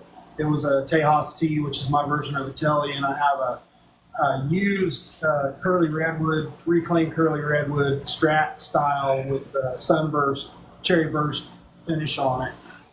And then I'm that I have for sale. And so he took those two out there and started dinking around on them on there. And he just fell in love with them. And then, you know, we worked on his, and then he got it. And he goes, you just exceed every time you do something. And he goes, I've never seen anything like it, you know? And so, I mean, we just started working together, and it really worked. And he told me, he's like, the experience is totally different from the other experience. It's the opposite by far. Right. Yeah. And You're responsive. yeah. So it's worked really good. It's worked really good for us, and you know, he's helped a lot, man. He's a genuine guy. He's, you know, what you see is what you get, you know, and that's the way I am, you know. And I'm you know, very happy and fortunate to be able to work with him, and thankful to work with him. And I get to work with a lot of great people. Adam Stone is another one. He's up in Chattanooga. Jason actually introduced me to Adam. He went to a jam thing, and he told me, he goes, that guy scares me. He goes, I put him on stage beside him, and he goes, I don't say that very often, but he goes, he is scary good on guitar, you know. Adam he gets on and does lives, but he's a different animal when you see him live on stage. You know what I mean? He's good on TikTok, but he's a totally different animal when you get him on stage. It's like Jekyll and Hyde, you know. Jason? No, Adam Stone. Oh, Adam, Yeah. Adam. Jason's I got you. the same either place. I mean, he kills it either place, you know. But Right. But yeah, so I encourage people to go check out Adam Stone that are watching as well. He's a good dude. He's a Chattanooga musician. He's about 30 years old. He's also an Alsip artist endorser. Of course, Bill Everty, Firehouse. He's new on TikTok. Encourage you guys to look him up. It's Bill Everty Official, I think, on TikTok. So yeah, Scott Bartlett's on here. You can look him up. Also, the 12 Stones. Paul McCoy is a friend of Scott's. A lot of people don't know this, but Paul is the voice on Evanescence "Bring Me to Life," the song first hit. Wake wow. me up. Yeah. Yeah, wake up. That's him. Yeah. And he's a great dude Right too, on. man. So any of those guys, I encourage you to follow. And of course, Brian and Swan, you got to follow them. Hey, Scott has a page too, man. He follows the Splon one that I'm on. Yeah, I see you sneaking videos of him while he's trying. I have to. He's shy. He doesn't want to break out in the solos and stuff. So in order for me to catch him doing guitar solos, that's how I have to do it. Yeah. I saw you did one like day before yesterday or something, and you're filming it, and he starts turning around, and you sneak back around the corner. That's a mess, man. I swear. I love him to death, you know, man. it was. I want to say it was 2012 or 13. He sent a combo amp with me for at my NAMM booth, and Yes, I remember that. Yep. Yeah, we handed out cards and stuff for him and stuff. So Yep. yeah, and a lot of people. Dale Haynes was there. He was a Splon represent. Oh yeah. He was there. A lot of people played on it. Michael Sweet, a striper, came over and played one of the guitars and played on it. Yeah. So Amazing. You got so, folks, go follow Jason Woodward, amazing guitarist. One of the first people I actually saw on TikTok, guitar wise, that I kind of locked into. That, man, this dude is good. This guy's really good. Bill Leverty official. Go follow Bill Leverty official. Scott Bartlett with Saving Abel is on TikTok. Adam Stone, another C.R. Alsip endorser. 12 Stones, specifically Paul McCoy. I think you said it's under 12 Stones, but Paul is the one that manages it. So, and Gotcha. it's the number And- 1-2 Stones. Oh, gotcha. And right here, our buddy Brian, who is good to meet. And Yes, thank you sir. for being patient, Thank Brian. you, I was Ken. trying to protect my guest, man. Thanks for not taking it personally. Thank you. And Splon, right here. Amplifications. Give our guy a follow. All of this, I'll download it, and it'll be available over on the YouTubes, so we can pull out any clips or anything you want. And I'll try to pull out the section and just drop a little content too in the coming week or two, or whatever, whatever Sounds it is. good, man. So, do you have any questions for me or anything No. that I need to correct that I got wrong? I want to make sure we don't give anybody bad information or anything. Yeah, everything's good. So it's like I told you, I'm pretty easy, man. So I got a I know question. Richie. I'm easy like a Sunday morning. I got a question. I heard that. That's a good song. How do I get my face in one of these little What you got, boxes bro? on the screen here? Hit your logo on the screen. Touch your logo Yeah. right on the screen, the middle of your box, Yeah. and a screen should pop up, Oh, there's Chad. Not and wrong. then we you go. should have a camera You on guys there with a caught me. line through it. Okay. Click on that camera, and then Hey. Hey. hit save. You got to save Chilling it. out in my bed. There it is. There it is. Now there's a face. Chad up, Lamart yo? has entered the Just a chat, voice. ladies and gentlemen. Yeah. Yeah. Yeah, man. Appreciate that. Hey, Chad, why don't you talk to these guys for just a What? second since you're back? Me? Yes, I'm going to kiss dude, my you should wife definitely goodnight, and go I'll be do right that back. right now. Man, I You got this came stupid right on green time, screen buddy. thing. I know you got a question. You played in the front. You were the lead singer of a No. band for 20 years, Not man. I know me. you got a question. I don't know what you're talking about. So did you get the kiddo put to bed? I did. That's me and my kid are like this, and every night, no matter what I'm doing, if I am anywhere near, that's what I am doing. Boy or girl? So, little girl. Uh-huh. Yeah, There it you ain't go. like this. You're wrapped around her finger. I know. I got a daughter. Yep, I'm all about it. All about it. How old is she? She's 8.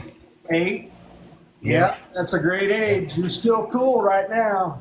Yeah, yeah, right. Yeah. Yeah, I'm waiting. I'm kind of like, I know it's coming. It's Yeah. coming. I'm gonna go from the coolest thing ever to Yeah.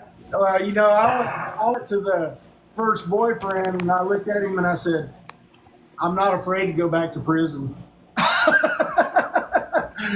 right. Let me make that clear. I've never Oh been to my prison, but gosh. I wanted to make it a little more intimidating. Sure. So Man. I had a dad tell me one time when I was young and taking his daughter out, he goes, whatever you do to her, I'm going to do to you. I like that. That. My dad was like, just toss him a 12 gauge round and say this travels a lot faster after about 10:30. Yeah. So, Yeah. oh, okay. God, what is that beauty you got laying there in front of you? This you didn't get to see it. This is my I mom. didn't. Oh wow. So Dude. my buddy Mike learned airbrush this in about 3.5 hours. So and Nice. let me bring it up here so you can actually see the detail. Dude, that is a beautiful, beautiful piece, man. I take Oh, this and to the even- shows with me, and then that's her actual signature there, man. Wow, So that is beautiful. Her And eyes, he painted look at right the eyes, over it's crazy, the man. pickup guards. Yeah, the I- eyes. That's what sells a painting, in my opinion. If it's a portrait, the yeah, eyes. That's what makes it. yep, That's what makes it realistic or not. yep. So Well, and a sculpture too, for that matter. But yeah, man. I don't have much stuff that's like family stuff as far as like I have several things of my mom's, okay, but like I don't have many pictures of my mom or anything like that. Yeah. Due to you know,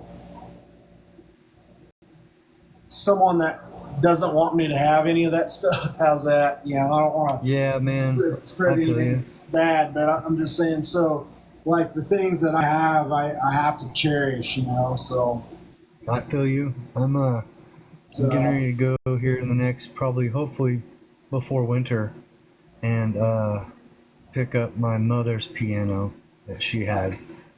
So I'm gonna get to have that, and that makes me extremely, extremely. She was a extremely talented musician. that's all. Extremely talented musician. So yeah, I get to have her piano. So that's gonna be great. You know, my daughter will be learning on it, and Heck yeah. yeah, it's those kind of things.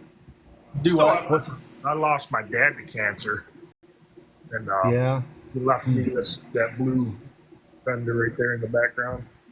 Ah, Left me that one. beauty, Yeah. beauty. It's tough, man, losing a parent, man, like that. I watched the whole process. It was a really bad experience for me. You know, Yeah. one of the things that happened. That's probably the thing that I cherish the most is 2011. We went to the NAMM show, and my mom had never been to California, and she's always wanted to go. She always wanted to see the Pacific Ocean. Now she was sick, okay, and she was probably about 95 pounds at the time, and she was about a month and a half away from the end of her life. And anyway, we went. She wanted to go to California. She was sick, and so we had a friend that had a motorhome, and he loaned us his motorhome. And my dad and my mom and I pulled a trailer with the stuff we were going to display at hand, and we drove from Kansas to L.A. And she was able to do it because of the motorhome. You know, she had a bathroom and all that stuff right there. And you know, anyway, we went out there. We were on our way back. That's a long drive, you know. Period. Even halfway across the nation, it's a long drive. Yeah, I'm done And doing we that. were on our way back, and we had made it to Amarillo. Now, when you get to Amarillo from where we lived in Kansas, it was probably about a 5.5 hour drive on home, you know, up through Oklahoma City and so on.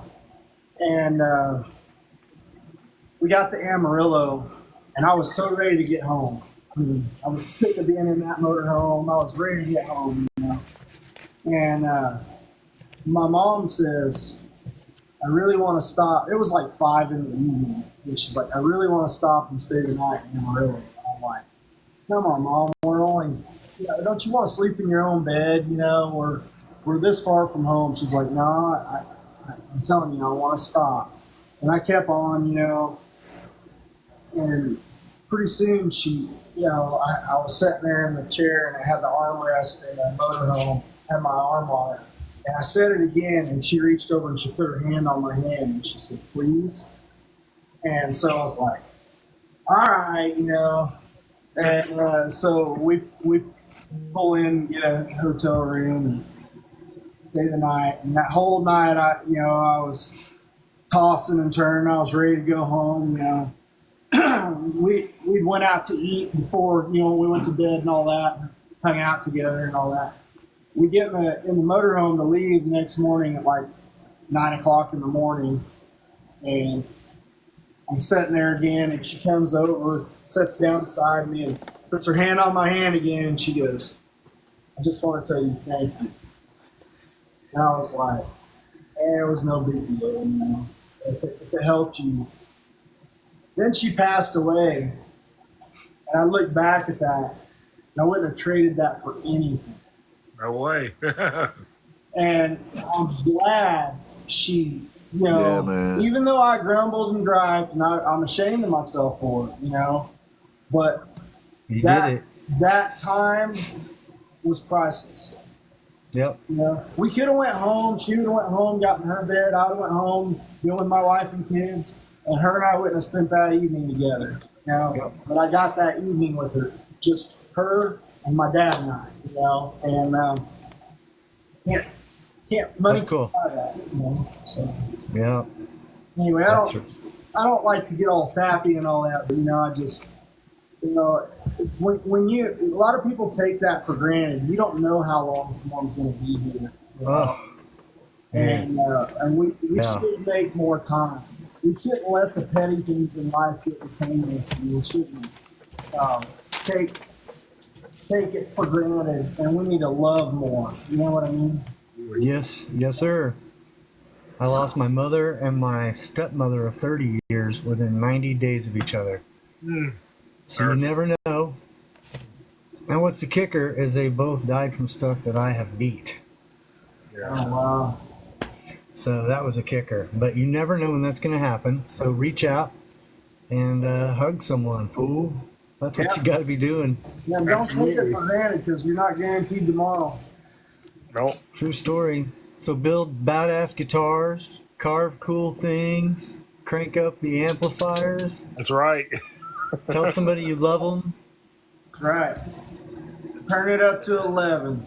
That's right. and then break the knob off. That's right. It goes to 11. Yeah. Yes.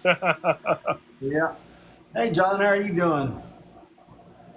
I probably missed a lot of people saying, "Hey, what's up?" I've been rude Yeah, I all, probably did too. I've been rude all evening long. I've been flapping my gums. That's what you're here for, man. That's what he brought you on for. I was just happy I saw you guys were still on when I got done. I was like, I'm gonna check probably back in for a minute. I've been going a long time today, so I'm probably not going I to be feel that you. much longer after this. I'm going to probably be crashing. Yeah, me too. I'm probably looking at 4 hours sleep again tonight. So, but I'm sure Dion will be on all night long, won't you? You'll be doing another Lionel Richie all night long. All night. All night. Yeah, man. I love it. My name is Dion, and I have a woodworking just project. Hi, Dion. Do you even sawdust, bro? Todd Wallace just A little joined bit. in. Old I do a little Salty Nuts is in sawdusting. the house. Ooh. Yeah. He's one of my moderators. Nice. Salty nuts. Well, I'll pick you up there, Mr. Waltz. Right on. So, I tried to find. Oh. Yeah, he's got a yeah, problem. maybe I well, won't. you guys send it. He'll friend you, I'm sure, won't you, Todd? You don't have to, Todd. Don't do it, Todd. Don't do it. We are shady. These dudes are AF. shady. They ain't no more shady. Look at They ain't him. no more shady than Todd. Look at is. that I guy. guarantee none of us are. He's on mine. I'm following him. So. Yeah, he's an all-nighter too. He drives a semi. He and I talk on the phone all night a lot of times. Got that song stuck in my head. Thanks, man. Yeah, All no, night. it's my pleasure. All night. Lionel. Little Lionel. The earbug. He just delivers earworms. That's what he That's does. right. Guitars and earworms. Good. You want me to come up with another one that'll stick in your head? Well, hey, if Do, do, do, do, do, do, do. Leverty.com, y'all. Don't Want me to show the forget. Go to shirt again? Leverty.com. Put in Alsip sent me. Yeah. Let's show him again, Rook. Show him again, man. Alsip sent me. Leverty.com. That's the code. LEV. Check that out, Chad. Did you get to see that? ERTY.com. His wife designed that, Yeah. Chad. I'm not good at all. Leverty's wife designed Well, I made the guitar. That's dope, Just saying. that. I do too. It's like I did the guitar, yo. Man, you want that? Yeah. You did the guitar, but the wings are cool, man. No. He has them. in all sizes. If you pick the shirt that he only has a couple sizes, that's the wrong shirt. You want to go to the heathered one, heathered soft style.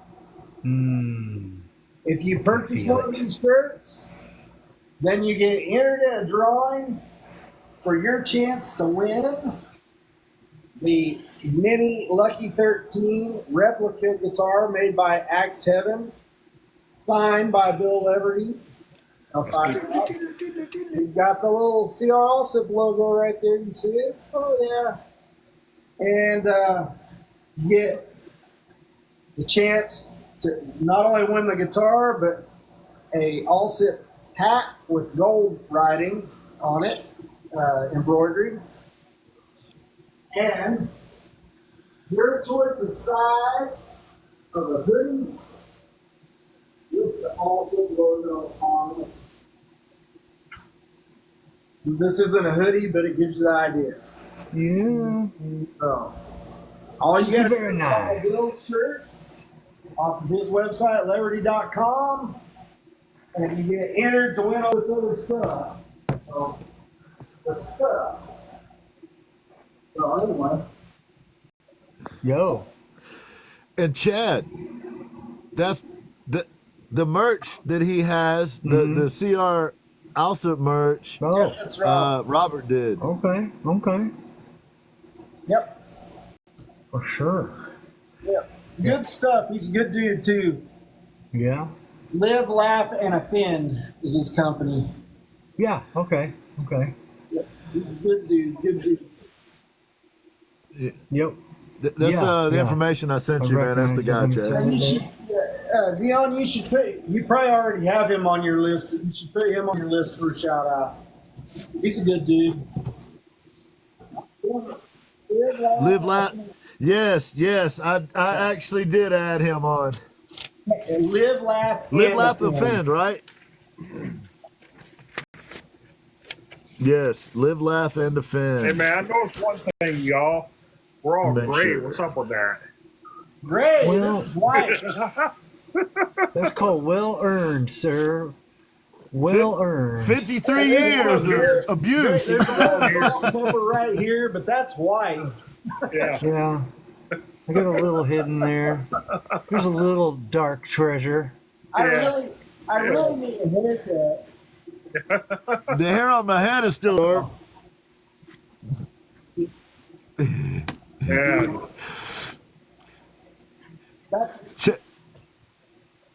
Chad can't help it. He's the youngster. Chad's the youngster here, I believe. Experience. That's what that is. This is stress. Right? Absolutely. This is stress. Well weathered. Please pass the pressure. Todd said he's trying to get out of Nashville now. Like, get out of Nashville figuratively or like on the highway trying to get out of Drops Nashville? off and picks up, and then he goes from there to Memphis and then back to Huntsville. Every night. Yep. Monday Every through night. Friday. Wow. Every night. Nashville Huntsville to Nashville Memphis back to to Huntsville. Memphis and back to Huntsville. Yep. You got Putting to in the feel miles.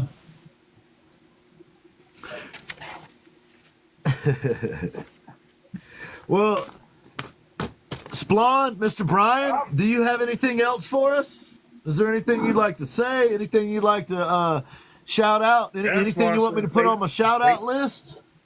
Other that'd than be great, Splon man. amplifications? I appreciate y'all letting me in here, and I enjoy this chat. It's really cool, man. Good to finally be able to talk to you guys with a face, and the voice and stuff. Sure.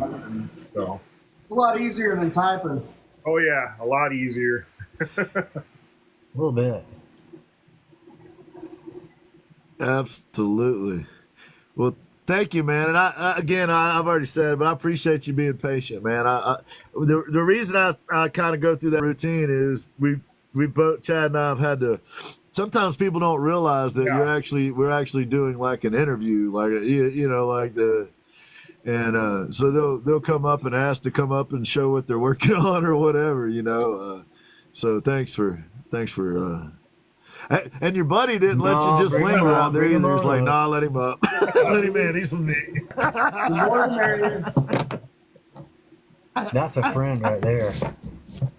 Yeah, eventually, I'm gonna get me an all guitar too, man. So How about you, coming. Chad? I'm gonna get me one.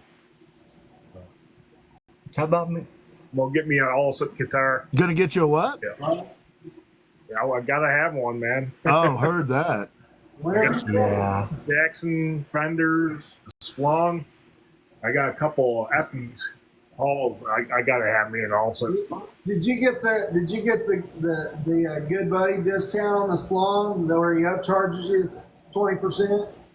I got mine for at cost. Oh, I figured he gave you the employee the add-on. I got mine at cost, which is very cheap. Yeah. This one right there. That's it right there. Right on. Yeah. Nice. Cool.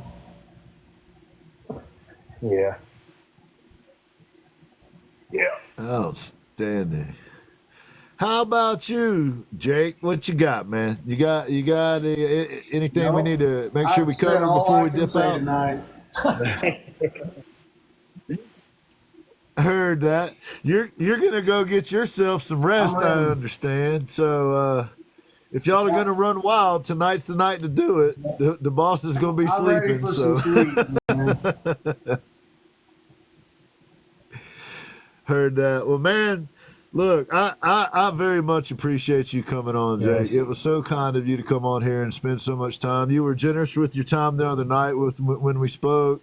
You were kind enough to put me in touch with Robert. You were kind enough to put me in touch with Jason, man, and I can't tell you how grateful I am for that, because you didn't have to do any of Man, it. it So was thank my you, man. pleasure. Thank you very much. And I am looking forward to figuring out the details and how I can get down there in that shop and put my hands on some of these Saw 'em in things you're half. working on down there, man. I can't wait. I can't wait. I said, let's saw him in half. Say again? Oh man, yeah. I could do that with mine. We probably shouldn't do that with yours. Hey, from Kansas. That's where I'm originally from. Yeah. Well, I gotta ask, where at in Kansas? Hey, Come on, share with us. Where at in Kansas? It's the Kentucky Derby. See if she answers here. Central. She's gonna be like Central southeast Kansas, Kansas. right up against the border. I'm looking at Chad you through gotta be more glasses. specific. What town? New Mammoth Yeah, Cave. Great I know Bend. where Great Bend is. I'm Great originally Bend. from the Winfield, Arc City area. I think Mammoth Cave's out there too, ain't it? Do what? Mammoth Cave is there too, ain't it? Kansas. I can barely hear what you said. I don't have my earbuds in. I'm struggling. The Mammoth Cave. That's Yeah, I think that's Kansas too. I'm not. yeah. So, there's a lot of things in Kansas. Coffeeville's where the Dalton gang got shot up at the bank.